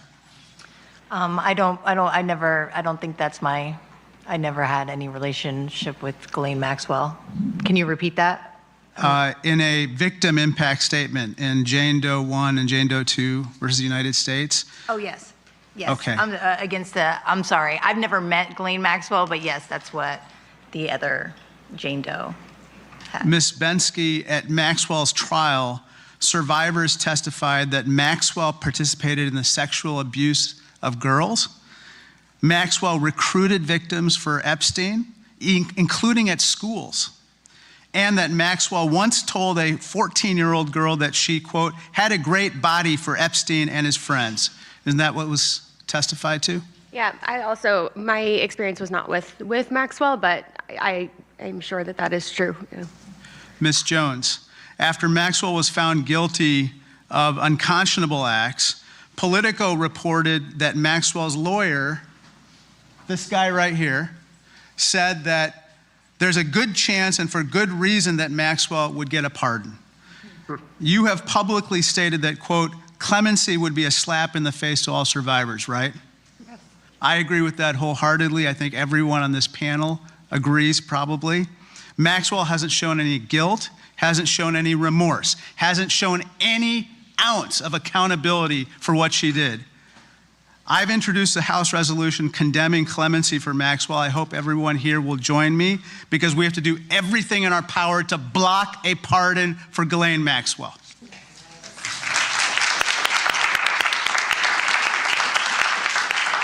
Ms. Hersh, I want to turn to another topic, following the money. You're aware of Epstein-related financial records called suspicious activity reports, SARS reports, that have not been produced, correct? Yes. And just to level set, a suspicious activity report is a report produced by a bank anytime a customer performs a questionable transaction. It turns out there were numerous such reports filed by banks with the Treasury Department for Jeffrey Epstein, including large cash withdrawals and even requests that Epstein made for the creation of bank accounts and credit cards for teenagers and people who had nothing to do with his family. Isn't that right? It is. The Senate Finance Committee has found Epstein made wire transfers that are detailed in these suspicious activity reports, SARS reports, to the tune of $1.5 billion with a B, and include the names of women and girls he may have trafficked, as well as the names of his potential clients. I believe that this is paramount to the investigation of this sex trafficking ring. Would you agree with that? I do agree with that. If we're serious about following the money, I believe that these SARS reports must be disclosed by the U.S. Treasury Department now, immediately today.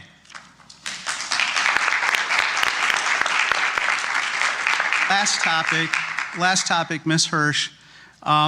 Can you give me this?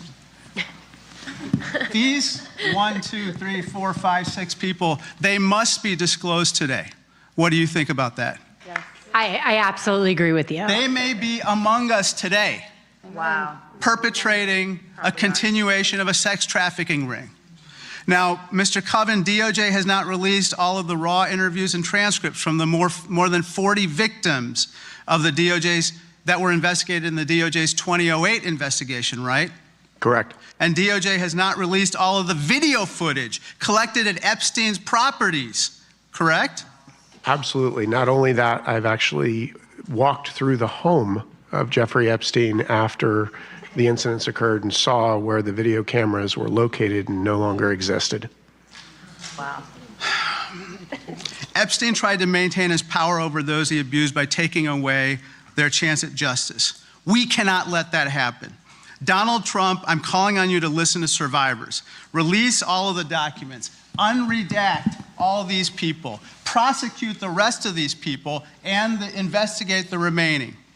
In addition, Ghislaine Maxwell should never, ever, ever receive clemency. That monster should not be given pardon, and ensure every enabler of Epstein faces consequences, no matter who they are or their political affiliation.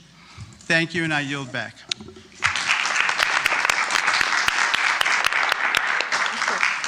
Thank you. Now we'll have Representative Stansbury.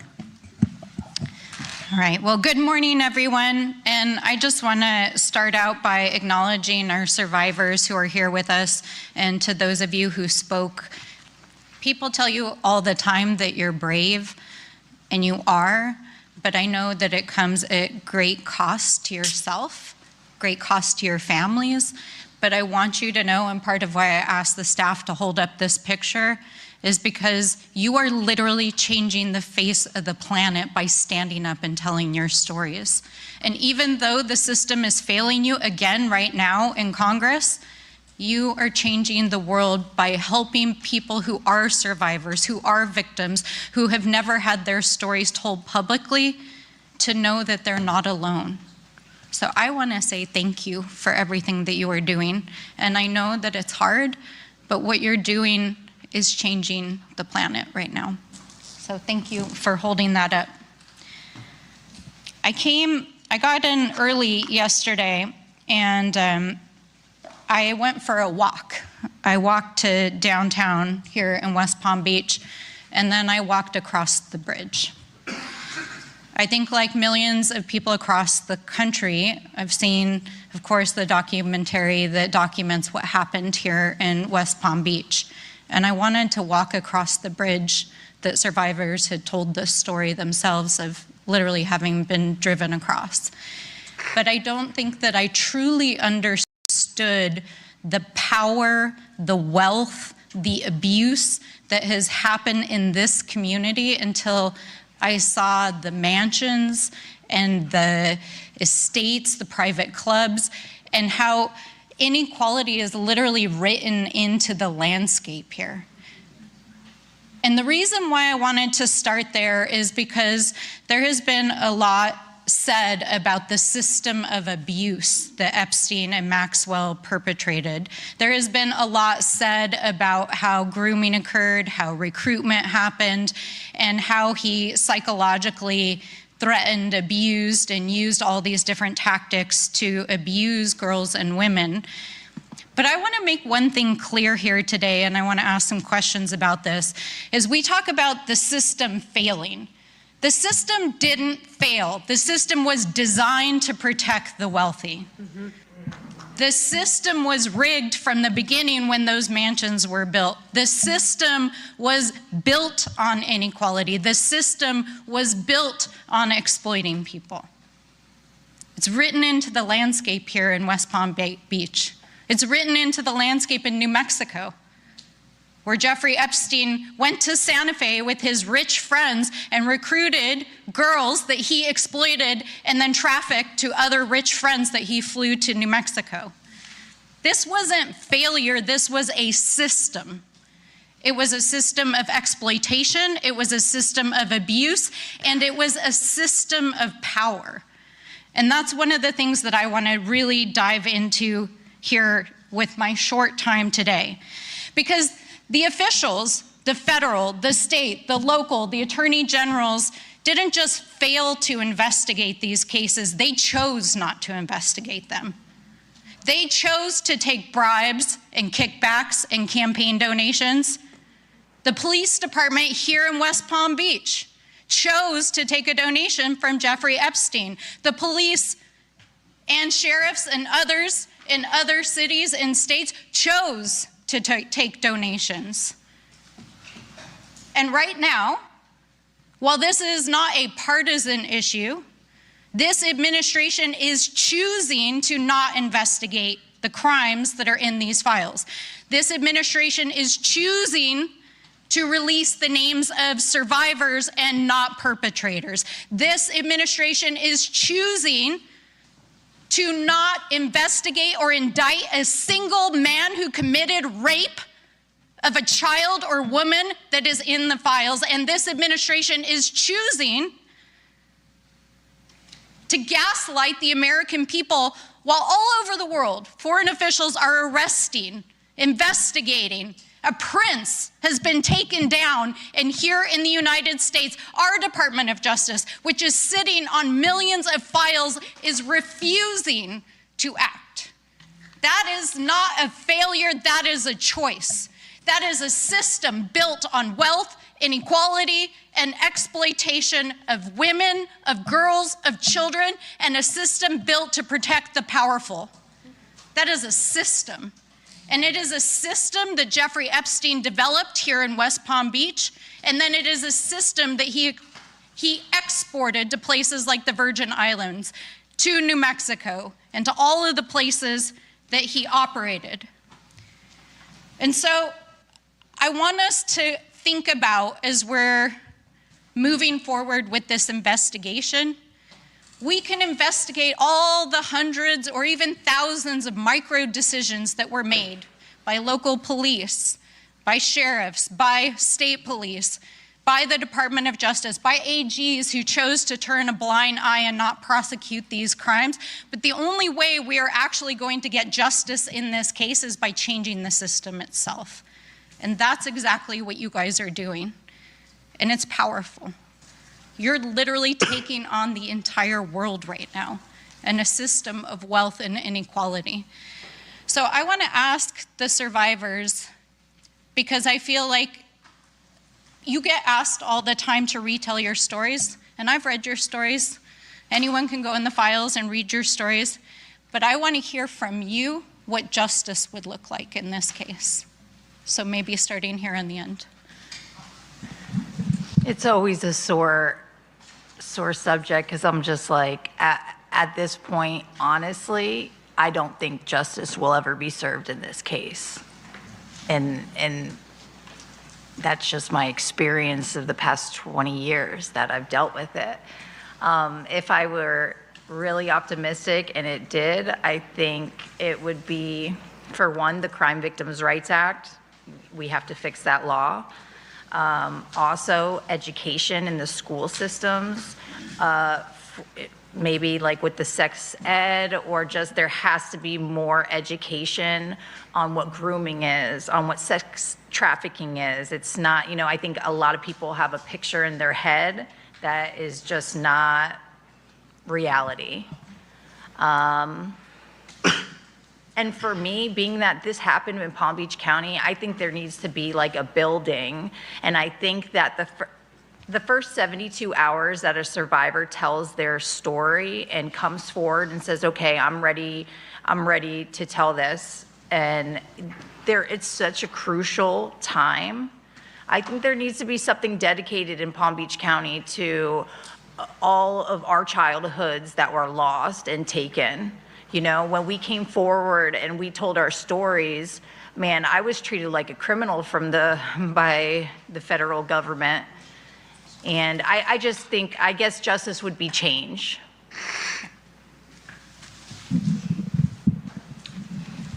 I don't know what justice looks like anymore. I'm just blown away that this is our government that is handling this. But justice would be, like Courtney said, accountability. These people that did wrong should be held accountable for what they did to us. Of course, we know that. But do I think that is going to truly happen? Probably not. Look at how this has gone on. But education is so very important. Our kids are listening. They're watching this. They're hearing. And for the first time, for a lot of children, this is the first time they are even hearing about something like this. And so education is important. If we can't take these bad guys off the streets, let's teach our kids how to protect themselves in this. And so, but I hope the government gets it together. So, maybe we get some justice. I think justice starts with passing Virginia's law. I think that's a really great place to start, because justice shouldn't have a time limit, right? I know at almost 40, like I'm about to turn 40 this year, and I'm just able to look at my abuse. I'm just able to sit and write it and read it. And so I think there are a lot of survivors who have never come forward. So that would be a start, passing Virginia's law, changing the statute of limitations. There's a culture shift that really needs to happen, where the blame needs to be placed on the perpetrator and not on the victim, similar to Courtney's experience. In my experience with law enforcement, I was so terrified, and I did feel like I was being interrogated the entire time that I was there. I thought that I was going to go to jail that day. I was like, my life is over. It didn't really make me want to talk to anybody, but the FBI came back to my home in 2019. Anyway, all to say it was a very threatening feeling. So having an advocate in those spaces would also be really important. But yeah, just elevating survivor rights and making sure that we start with that baseline of Virginia's law. Yeah. So I come from a different country, and I have a job. And if you come to me and you ask me, what should I do, and ask a question about my job, I'll give you an answer. I appreciate you asking that question, but I don't know. That's your job. You guys have to figure out how to make justice, not me. And you can't give me justice. Like, when I came to this country, I thought something's going to be different. And I am shocked that this is happening here in the United States. You keep on saying this is the worst case in the United States, but it's not. It's the worst case in the world. This never happened to me in other places, and I traveled as a model all over the world. This didn't happen to me there. It happened to me here. You need to figure it out, and I hope you do. And I hope this never happens again to anybody. Keep it in the history books. Don't stop fighting. Don't let it go away. I wish one day we all can sit there and never hear the name, but I also hope that we will forever, so this never happens again. Good luck. Thank you. Mr. Chairman, I think that says it all. It's our job. So thank you. Thank you so much. Representative Frost.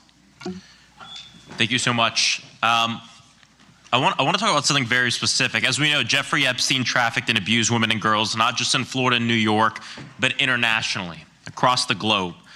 This case shines a light on the truth of sex trafficking, and it informs us as members of Congress of the changes and the reforms we need to pursue in many different areas that sometimes seem different but are all connected.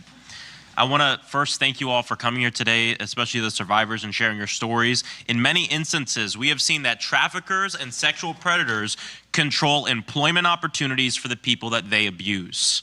This happens everywhere, from working communities to the wealthiest and the most powerful pockets of society. Right here, this is from documents produced to the committee. It appears to show copies of passports in Epstein's possession belonging to young women. We believe many of these are survivors. Epstein's network is bigger than what many people understand. It's stretched across the entire globe. And we know that Epstein did not act alone. Him and his associates exploited financial and immigration systems, broken immigration systems, to traffic women and girls. Epstein helped women enroll in English language schools, facilitated their admission into American universities to help them get visas and help them secure jobs, all as a premise for getting the women into the United States. We questioned Epstein's lawyer about this and his accountant about the sham marriages which they helped arrange for immigration purposes. And many of these women, sadly, became survivors of Epstein's abuse. Thank you. Rosa, thank you so much for your very powerful testimony. Why did you come to the United States? You spoke a little bit about this. I was a model. I came here thinking that my modeling career is going to be continued here. I traveled before United States, and I was very successful. When I was able to escape the ring of Jeffrey Epstein, I was a successful model afterwards, but only after. During it, I couldn't. So you came for opportunity? Yes. And we told you, right? We told the entire world, we've told the entire world, come to the United States for opportunity. This is a land of opportunity where you can be anyone, where you can do anything, right? Yes. New York City was a top of a list for any model traveling and getting a contract. Rosa, can you help us understand how Epstein, Brunel, and their associates used the promises of modeling jobs to recruit you and other women? when you enter modeling, you have a dream of ending up and walking a Victoria's Secret show or on a cover of Vogue magazines. So when you're a teenager and somebody approaches you saying that they can be there to help you and be your word ally, I hate that word really, because that was used many, many times in trying to make me believe that they are my ally in order to get those jobs. So naturally, it comes across like these people care. And you believe them. Why? Because you're just a teenager. It doesn't look really scary to begin with, so they get your trust. And then they put you in a situation where financially you can't leave. The ticket back home cost $1,300 round trip. I was giving $100 a week in New York City to survive. And if any of you go to New York City today and try to live off $100, good luck. Oh, yeah. Rosa, we also know that you're an immigrant, and we know that Epstein and his network also manipulated and threatened women using their visas or immigration status. Can you talk about your experience with this?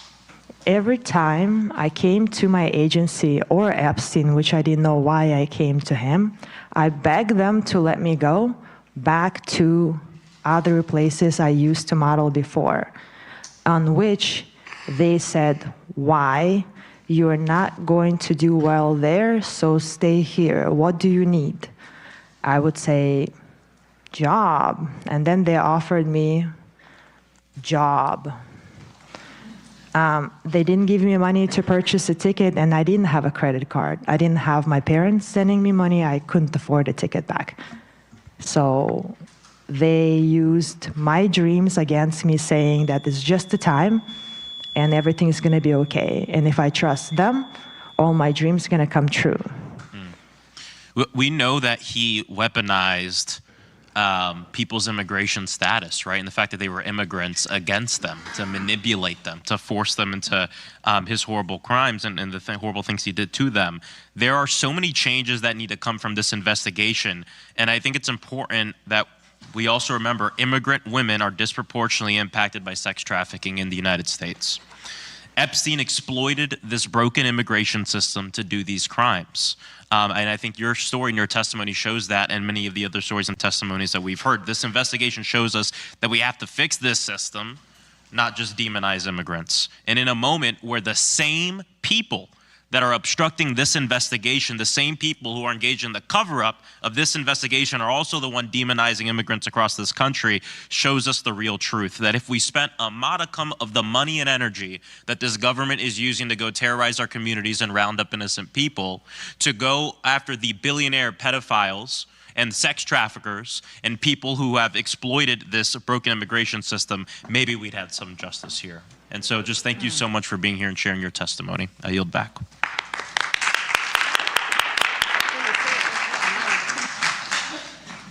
And now I'll recognize Ms. Lee from Pennsylvania.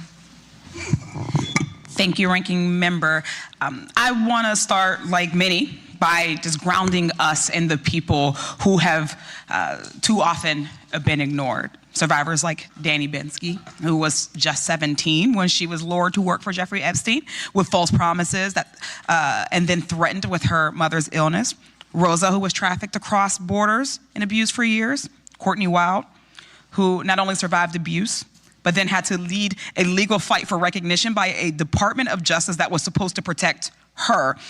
And Jenna Lisa Jones, who has sounded the alarm that a paltry release of DOJ files hints at a possible, probable cover-up.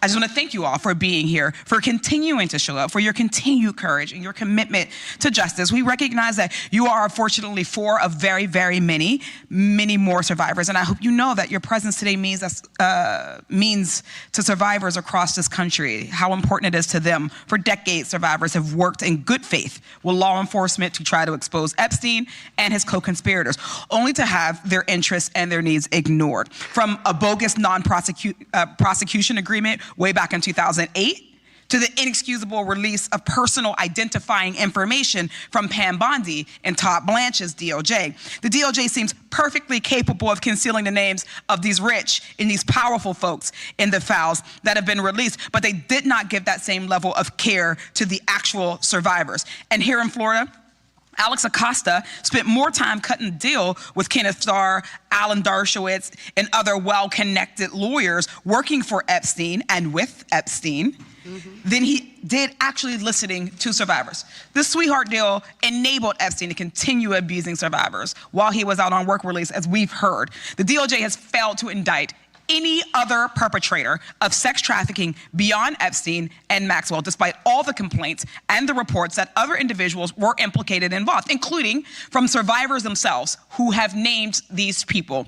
They seem to have no plans to do so. So Todd Blanche stating that the Epstein files, quote, should not be a part of anything going forward, unquote, is where we need to spend a little time. This is a glaring proof of a two-tier justice system of justice in this country. Mr. Kuvin, this saga began with a failure at the state level when prosecutors declined to fully pursue justice against Jeffrey Epstein, right? Correct. You represented one of the first survivors in Florida. We saw a non-prosecution agreement that shielded Epstein and protected his associates. Can you explain why that agreement was so unusual and how harmful it was? So first of all, as I said before, it was unusual because ordinarily the U.S. Attorney's Office would consult with counsel for the victims and talk about the potential charges that they're going to bring, and they never did that. They kept it secret. They would not answer phone calls. When I was able to get through to the U.S. Attorney at the time, who was Maria Villafana, she said, I can't talk to you. Second, it was so unusual because it not only gave immunity to Jeffrey Epstein, who was the target of their investigation, but it gave immunity to co-conspirators without prosecution of those co-conspirators, or even a hint of prosecution of 4 specifically named co-conspirators. Lastly, the most unusual part of that deal was that they added the phrase unnamed co-conspirators. I have never, in 30 years doing this, ever seen a non-prosecution agreement so broad as to say that they're giving immunity to unnamed individuals. It was a gift. Ms. Wild, really quickly, can you tell us more about those emails between Epstein's lawyers and the prosecutors and what made them seem different from what you would think a typical plea negotiation would look like? Yes, ma'am. When me and Brad Edwards were able to, we got the emails, it was literally friends. They were meeting at Starbucks, they were meeting off the record, wherever they wanted. These were friends literally negotiating how much time, what it would look like, what the charges were going to look like, what they were going to say during the grand jury. It was all scripted. It was all set up, cover up. I just want to say really quickly, does any survivor feel, have you felt protected or seen or heard by the government? No, ma'am. Just no. The redactions, none of my information had been redacted. This is about a system that asks survivors to carry the burden of proof, the burden of patience, the burden of pain, while people with wealth and power are given time and protection and silence. While we're here today because of Jeffrey Epstein, sexual abuse survivors across this country know all too well that he is not an anomaly, but he's a high-profile example of a system that too often works exactly as designed, to shield abusers and silence those that they harm. So to all the survivors, the fierce attorney advocates who are with us here today, I just want to thank you for coming forward despite the many frustrations, the threats, the dangers, and the setbacks that you've experienced. We have a responsibility to all survivors who are still waiting, to the ones who have never gotten justice, and to the ones watching right now to say that this ends here, and we take that very seriously. I thank you all so much, and I yield back.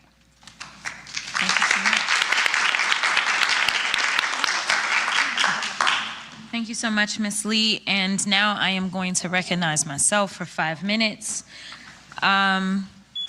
I've been smiling probably more than I am supposed to as I've sat here because y'all bring me so much joy. And let me tell you why. The reason is this. It's because in spite or despite this incompetent government, y'all have not backed down. For some people, it is the very first time that they're seeing your faces, but you have been there when no cameras are rolling. You have been there for decades, and you are still showing up. The reality is that you are not a child in this moment, but you know that other children are potentially being subjected to something similar in this exact moment. And it is your courage that is contagious. We don't have that, unfortunately, in Congress. We got a bunch of cowards. But your courage is contagious. Think about it this way. One of the things that I really want to clarify, because I have had an opportunity to hear some of your stories and meet with some of you in person and behind closed doors, a lot of people who potentially are not on the right side of history right now, one of the common questions that they ask is, how is it that this could have happened to so many people, yet when you were going through your experience, you failed to see anybody else or know anything else, and you thought that you were all alone. And I know that that is something you have told me directly. So for the people that are watching, and they're hearing numbers like, man, thousands of girls, but at the same time, they're hearing, you know what, I never saw anything else.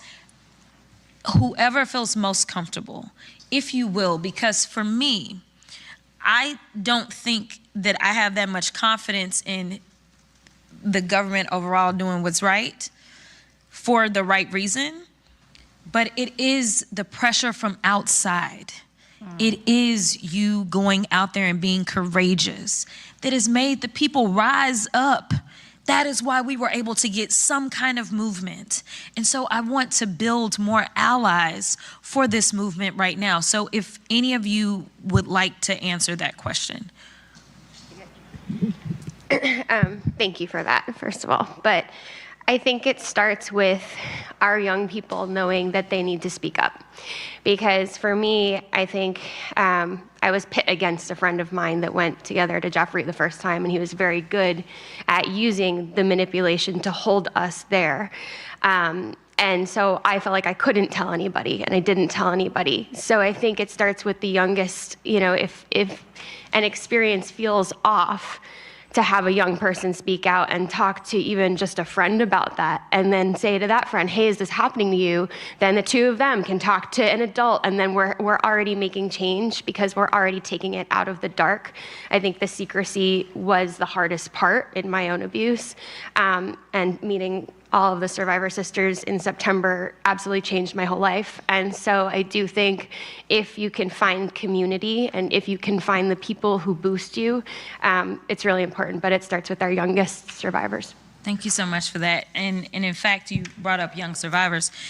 You know, a quick question that I have for each of you is, do you believe that a child has the ability to consent to sex?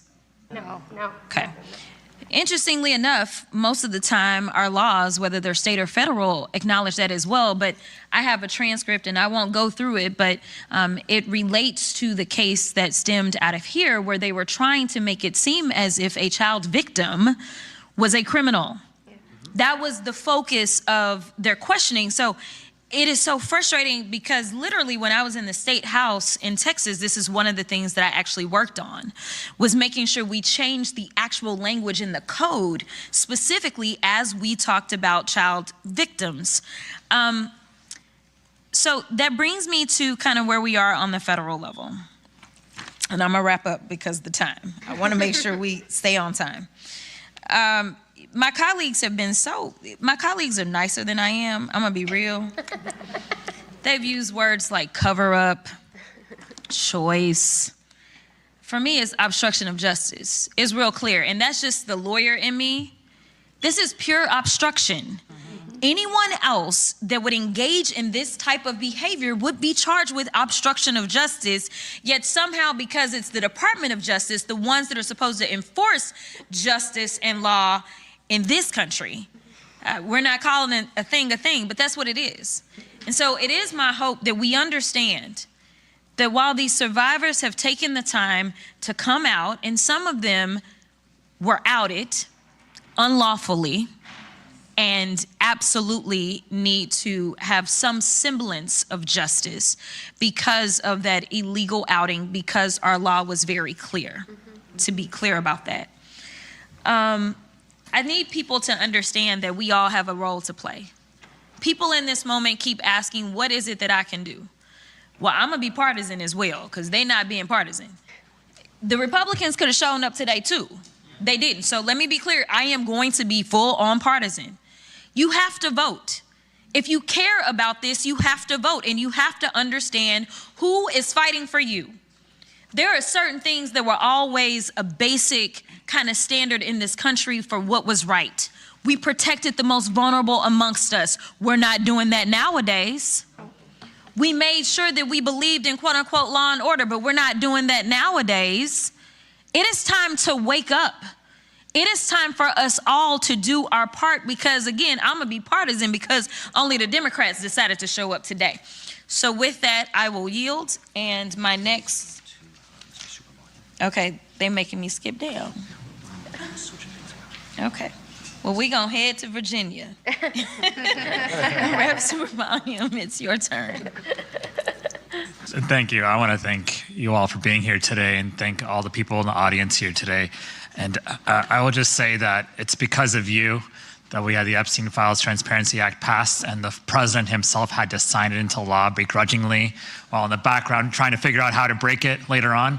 And it's because of you that we were able to issue an August subpoena led by Representative Lee, and they still haven't complied with that subpoena, but it's because of you we got that far. And it's because of you that they won't even hold hearings, real hearings in the Oversight Committee on anything anymore because they're afraid we'll subpoena more people about Epstein Files and Epstein Transparency Act. So just think about where you've gotten us. I know it's not enough. It may never be enough, someone mentioned before, but I just want to thank you for getting us this far. And I know there are a lot of girls and women around the country and around the world who thank you as well. One of the things that has driven me crazy is that there's millions of files that have still not been released. And so this question really is for anyone. But one of the things that I remember hearing from many of the survivors last year was you'd at least like your own files, your own witness statements. Has anyone received your own files? No. So no one has received their own files. And has the Trump administration talked to you about potentially giving you those files? I'm seeing everyone say no. And did they ever talk to you about which files they were withholding and why they would withhold them or consult with you about that? I'm seeing everyone shake their heads as well in the audience and all the witnesses we have today. And so I guess I would ask then, we're going to be talking to someone next week, Pam Bondi. And so do you have any suggestions on what we should ask her tomorrow? We can start on Ms. Wild or anyone who'd like to answer that. I think there's a lot to ask her, right? But do we believe anything that's going to come out of her mouth? Let's pretend yes. Yeah, okay. I definitely... Why? Who are we covering for? Like, you were willing to lose your job to cover up for these people. What do they have on you? Because I'd like to know. You're a woman. You're a mother. And you look at us, couldn't even look at the survivors. So what's your part in this? Can I add to that? Process. What was the process? And we would ask the same of Todd Blanche. What was the process for moving Ghislaine Maxwell? I could actually speak to three very specific things that you should ask her. Number one, there was hours of video surveillance taken by the lead investigator at the time outside of the home, watching people go in and out of the house that has yet to be released, and we know it exists from the probable cause affidavit.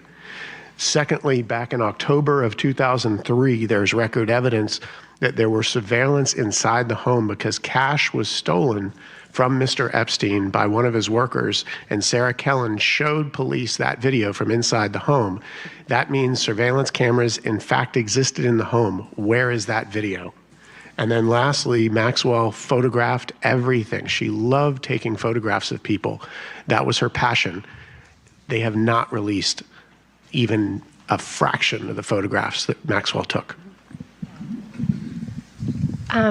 So I'm just going to add on to Dany's point about process and be a little more specific. So what transpired in advance of the files being released were a number of the lawyers who are in this room provided DOJ with lists of names. I think one lawyer provided about 300 names. And those names got released in the first batch. Many of those names got released in the first batch of files when they were dumped. The lawyer went back and said, these names need to be redacted. I'm just going to use Dany's as an example. I hope that's okay, Dany. So her lawyer went back and said, redact Dany Bensky's name. There's a lot that this investigation needs to do just that. And so what I can say with certainty is that what the inspiration for this work looks like, and I'm looking at it. I'm looking at all of you. I'm looking at every single survivor, known and unknown, that continues to inspire us to do this work. And I thank you for being here. We do not take that lightly, that you've agreed to be here today and share your stories and being honest about why this matters, because as my colleague said, this administration has made it harder, not easier for you to be here, but you are our inspiration and we appreciate you. Thank you. Thank you, Congressman. Next up is Representative Min. Thank you to the survivors for appearing here today. Ms. Wild, Ms. Jones, Ms. Bensky, Rosa, Mr. Roberts, Ms. Roberts, your testimonies are powerful and extremely heart-wrenching. And we're sitting right now just 2.8 miles from the Epstein estate where so much of this took place, 4 miles from Mar-a-Lago where Jeffrey Epstein spent so much of his time. And I don't think it's lost on any of us up here how much courage you all are showing in being here today and sharing your stories, because as we begin to unravel the threads of the Epstein files, we're seeing just how broad and deep this conspiracy goes, and a number of you have talked about the threats you face, and that must be incredibly frightening. Many of the world's richest and most powerful men are implicated, and they have directly perpetrated a decades-long cover-up. Even after we were able to pass the Epstein Files Transparency Act, over the maneuvering and objections, I'd add, of President Trump, then Attorney General Pam Bondi, and Speaker Mike Johnson, the rich and powerful were still able to pervert justice, with the DOJ refusing to turn over 50% of the documents in their possession, redacting the names of the perpetrators while releasing personal information about many of you, re-victimizing the survivors, and that's outrageous, and we for damn sure need to ask Pam Bondi what the hell happened here and why she chose to re-victimize survivors when she appears before us next week. Mr. Hersh, I want to start, Ms. Hersh, I want to start with you real quickly. Are you aware of any instance where the DOJ contacted survivors before they released personal identifying information about the survivors last year? The DOJ did not contact survivors directly, but we at World Without Exploitation did reach out to DOJ. But they did not reach out. They did return a phone call, but when we asked them to speak with survivors, that never happened. And that's outrageous, because the DOJ is supposed to represent justice for people who are victims of crime, not re-victimizing them, not protecting the perpetrators of crime. And what's at stake today for you all and the hundreds of other women who were trafficked and abused by Jeffrey Epstein, Ghislaine, Maxwell, and their associates is justice for you, but also the idea that there's one rule of law for everybody. That we don't have one set of rules for the rich and powerful, the Epstein elites, and another that applies to the rest of us. As I've said before, I spent my career fighting for the rule of law. This is very important to me. I also started my career at the Securities and Exchange Commission, prosecuting corporate fraud, then taught banking law at UC Irvine, and I also know that following the money is the first rule of tracking down any kind of major criminal conspiracy. And as I just want to reiterate the points that were made earlier by Rep. Christian Murthy, by you, Ms. Roberts, that we need to follow the money, that Epstein survivors have sued and won settlements from a number of large financial institutions, including Bank of America, JP Morgan, and Deutsche Bank, hundreds of millions of dollars. We need to get the SARS reports from Treasury. We need the SEC, Treasury, and the banking regulators to investigate and potentially prosecute anyone or any institution that was complicit in covering up or helping facilitate the Epstein trafficking ring. Now, Mr. Kuvin, you've stated previously that Epstein would never have been able to get away with this horrendous crimes without the complicity of banks, the big banks, and back in 2023 you stated, I've always said that he would never be able to molest these young girls without the banks and the money behind it.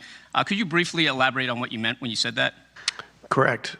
So we found during our original litigation back at the inception that he was pulling out large amounts of cash and transferring funds back and forth, and large amounts of cash were coming out of the banks.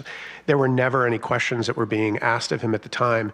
And in fact, as I alluded to before, even back in 2003, he had envelopes filled with cash that he even reported to police that had been stolen from his home. And the banks appeared to be working with him, not questioning him, because of all of the money he was moving through those institutions. It is a damn shame that the Department of Justice and the FBI have never followed this thread, even though it's something that is very, very important. I will just add that House Oversight Democrats have worked with Chairman Comer to issue subpoenas for Deutsche Bank and JP Morgan, but we're seeking subpoenas for an additional 21 banks. I think this is going to be really, really important. Another important piece of evidence that has not been followed up on is the camera evidence, the computer files, as the lead attorney at the time, Maria Villafuena, had referred to. Now, you had mentioned, Mr. Kuvin, that you saw a number of cameras in the estate. That would potentially have a lot of damning footage. Can you describe what cameras you saw and how many, where they were located in the estate? Right. So after we originally filed the first case here in Palm Beach for one of the victims, I was granted an opportunity by the court to go on property at Epstein's home and do a site inspection. There were spots within the home, both in the bedrooms and the massage area and other areas of the home, where you could see mounting brackets where cameras used to be. And then there were CPU or computer units that had been taken away. And then I was able to verify back in 2003, as I said, that Sarah Kellen had actually shown internal footage to the police department back then of someone that had allegedly taken money. So there was verifiable evidence that cameras were in fact in the home. Lastly, I represented a client in Manhattan who, when she was brought to the home in Manhattan, saw the entire network of cameras that was being utilized in the Manhattan mansion. None of that video has been released today. And in fact, lead attorney, I'll just close with this, Maria Villafuena, had said that that was a smoking gun, this evidence. They knew exactly where it was, and Alex Acosta, who was then the U.S. attorney, refused to investigate this or actually seek to have this turned over. I want to thank you all again. Thank you for your courage in being here today. That I yield back. Thank you, Congressman. Next is Representative Randall. Thank you, Mr. Ranking Member, and thank you to each of you for being here today. I especially want to thank those of you who shared your stories about surviving unimaginable abuse. We thank you for your immense bravery, which we do over and over again, but also for your willingness to relive your trauma in pursuit of justice. I know you've waited far too long and are still waiting. You are seen and heard by every member of Congress in this room, and we will make sure that your stories are not ignored. Former Attorney General Bondi literally kept her back turned away from a room full of survivors. We've seen the photo. We are here to do the opposite. We are here to walk alongside you and to shine a light on the stories that you have shared over and over. We'll keep fighting for truth, for transparency, and an end to this shameless DOJ cover-up of all the information relating to the heinous crimes of this Epstein case. DOJ's document productions to date have released very little new information about Epstein's co-conspirators. In fact, we know that there are more than 2.5 million documents still hidden. But unfortunately, as we have heard today, recent releases have exposed private and personal identifying information of survivors.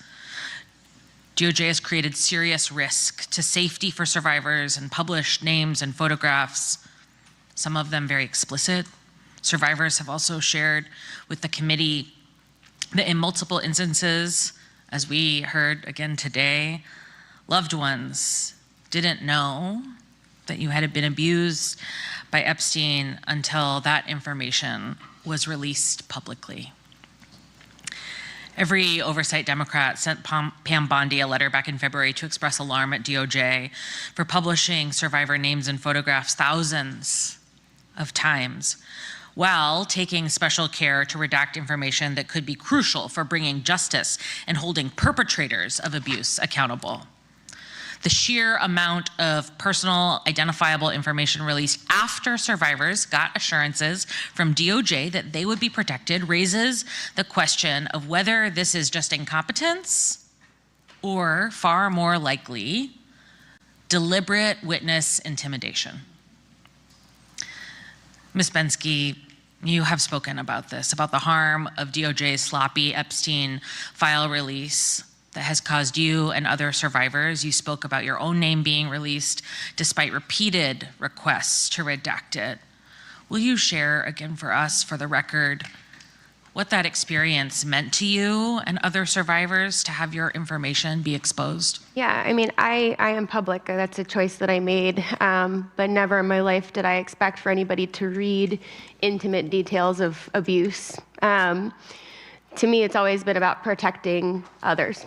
And, unfortunately, I have friends in this story, and to see somebody's name out there who has worked so hard to move past this in life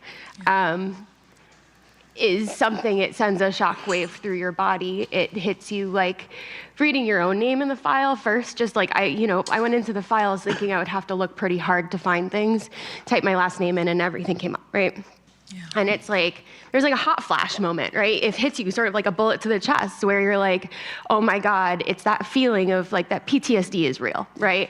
So the PTSD of the trauma that I endured definitely came back, and then you're reading on, and then you see more, and you see survivors being outed, a survivor that I had said, don't ever worry, you've always been a Jane Doe. So, and to feel the impact of that is something that I will carry forever.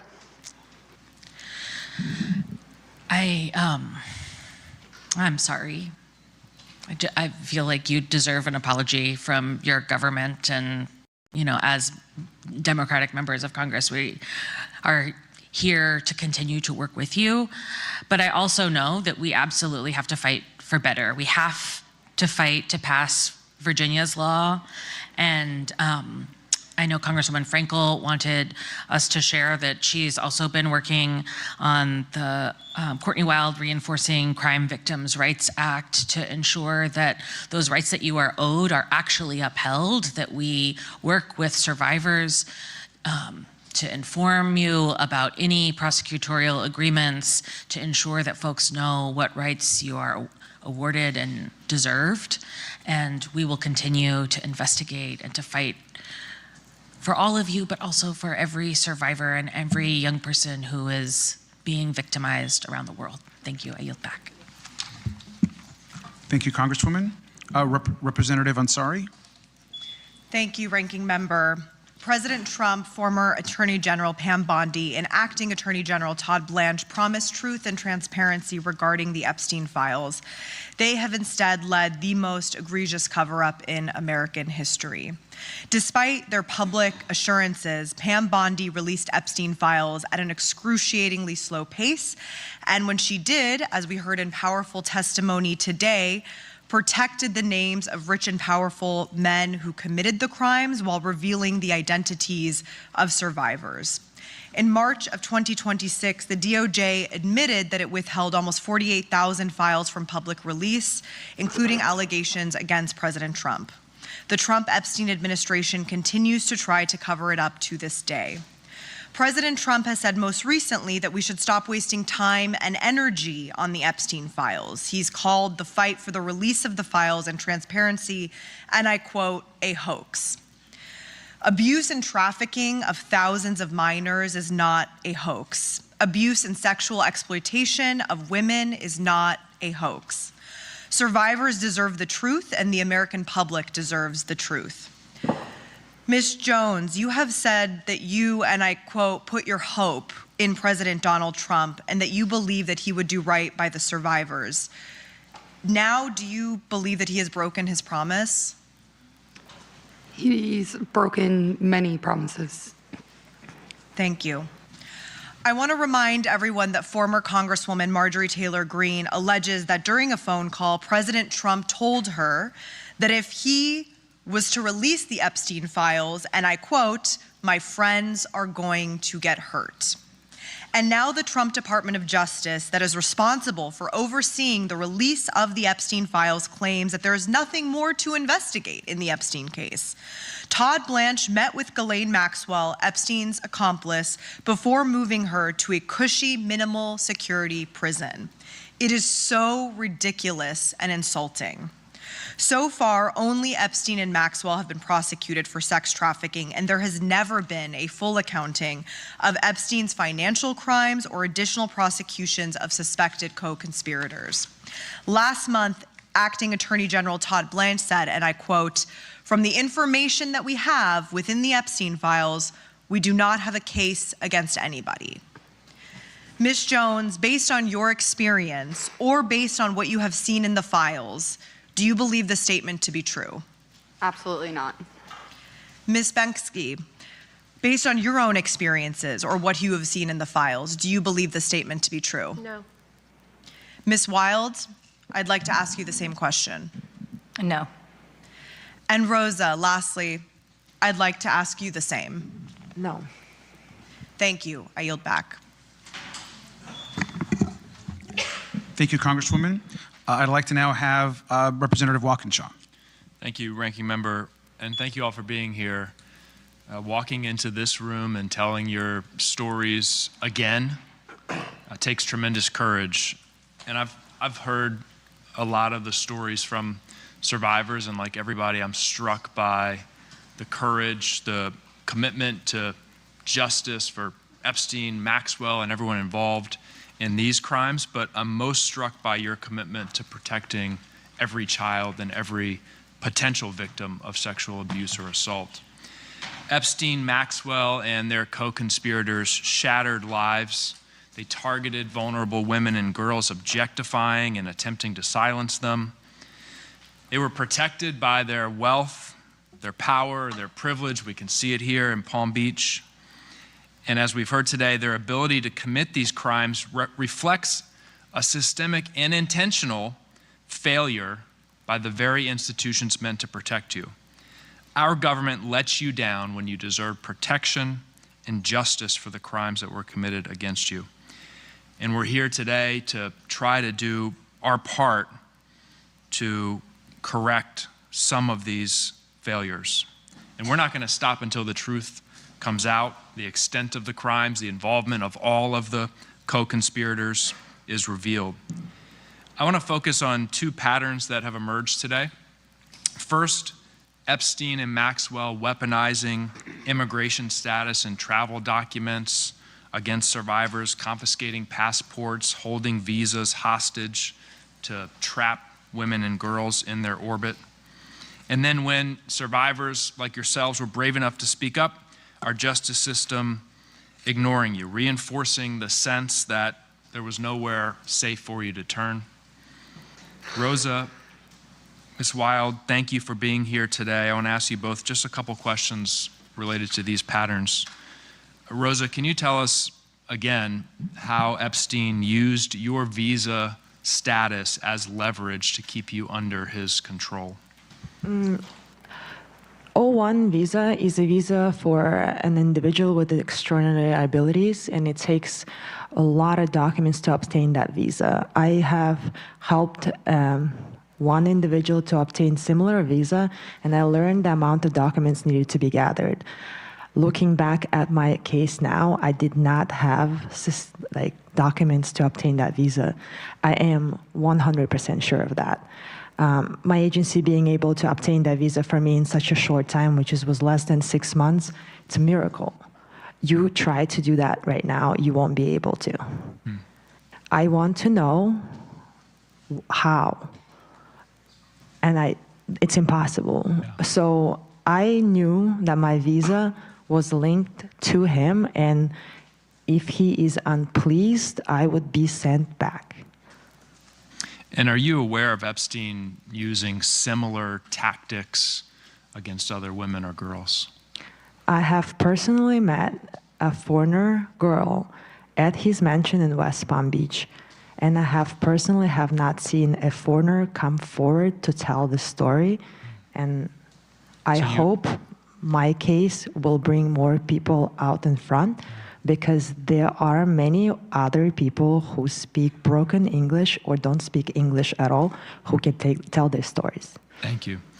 Ms. Wild, you were 14 as you testified when you first encountered Mr. Epstein. Is this you? Yes.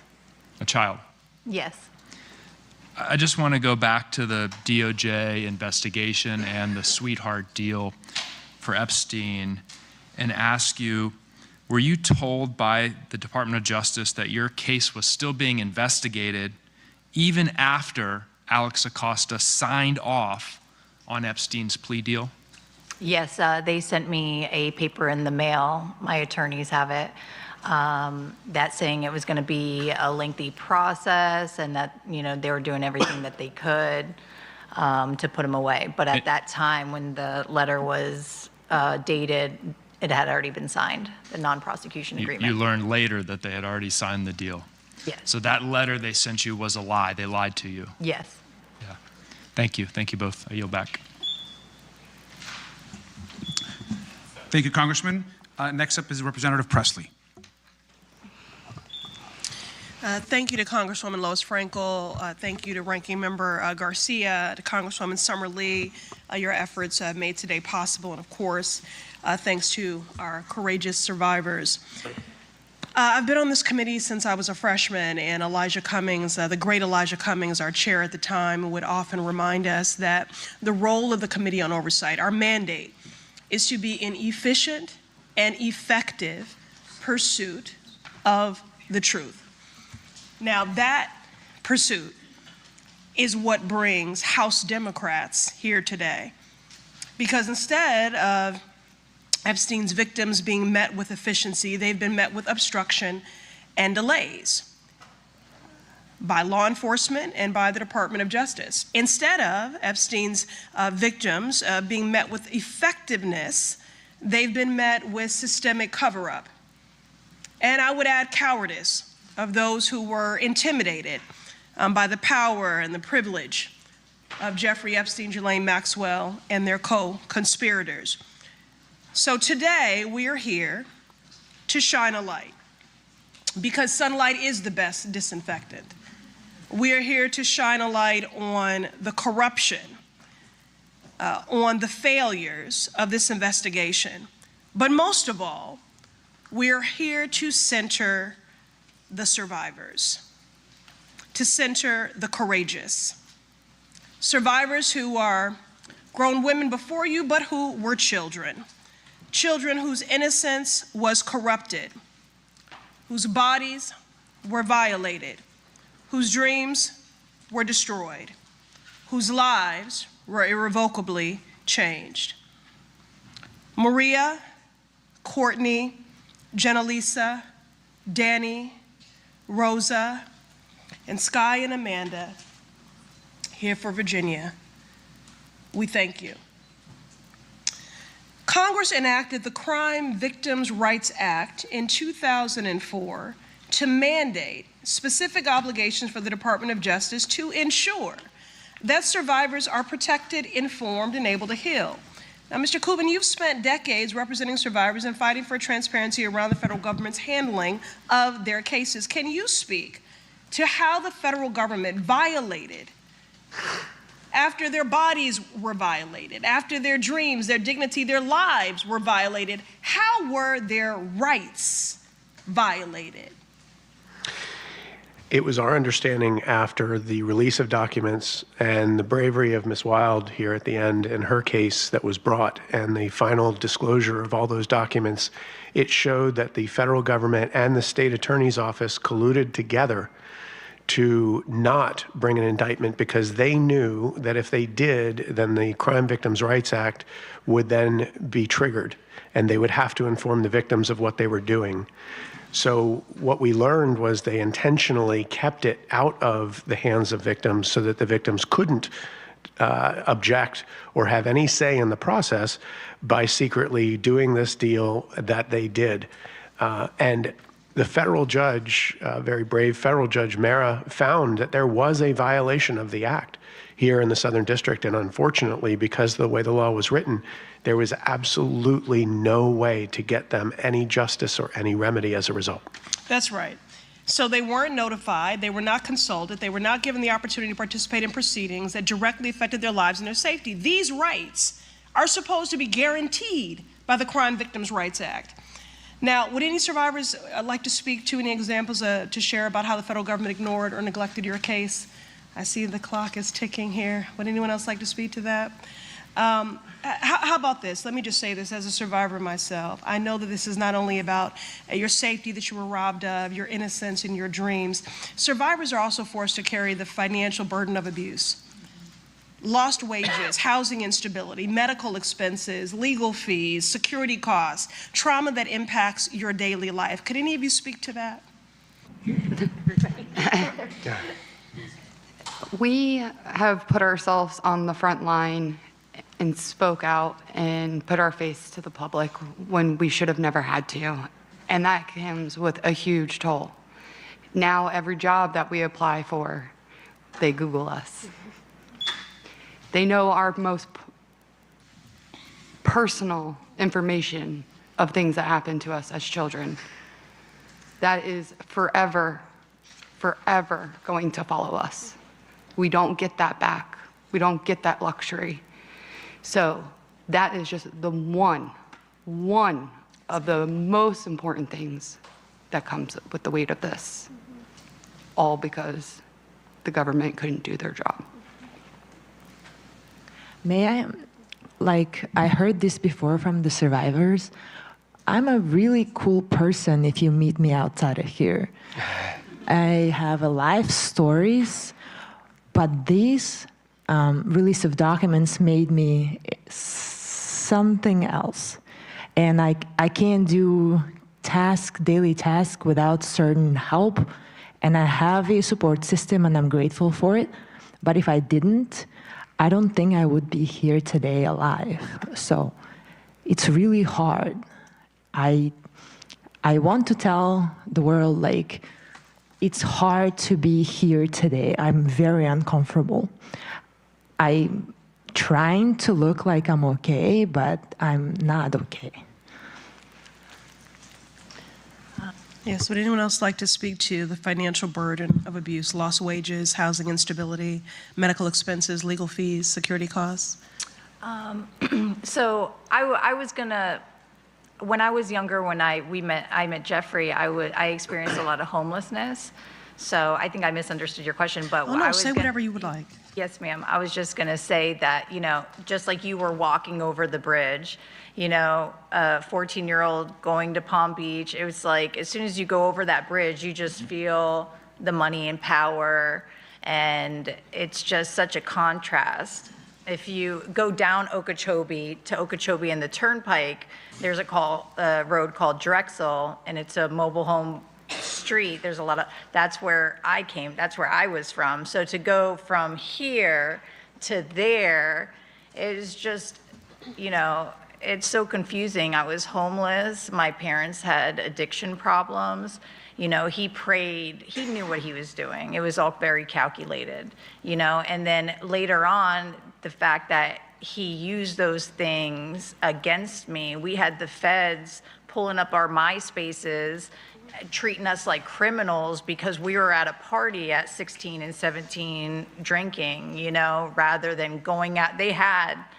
So for me, it's so sad that he knew who he preyed on. He preyed on young, especially in Palm Beach County, he preyed on us kids who came from troubled backgrounds and everything else, and they portrayed us as these underage prostitutes. Which is that a real charge? Is it? Like, what was the statute number? I'm on his charge that he took. Spencer should, right? Is that a real charge? It was bizarre to us even at the time, but it made absolutely no sense, and the statutory guidance was very questionable given that they were minors. But speaking to Representative's question specifically and representing survivors over the last 30 years now, it affects not just the survivor. It affects their family. It affects the way they raise their own children if they have daughters. It affects their mental stability and ability to maintain employment. Try telling a survivor they've got to pay a lawyer for 20 years straight if they want to get justice. It's impossible, especially with a law that doesn't provide any remedy. So they've got to seek out victims advocates that are willing to do it for free. And there aren't many of those, especially none that want to do it for 20 plus years to fight.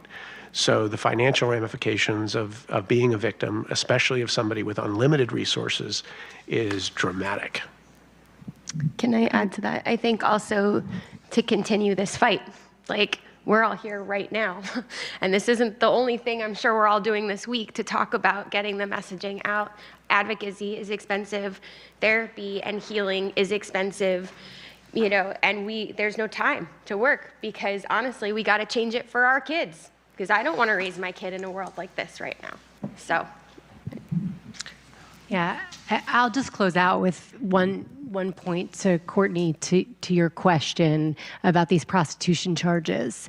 We need to eliminate the prostitution charges from the books altogether. We absolutely should be holding sex buyers accountable for the harm they cause, but people in prostitution should not be criminalized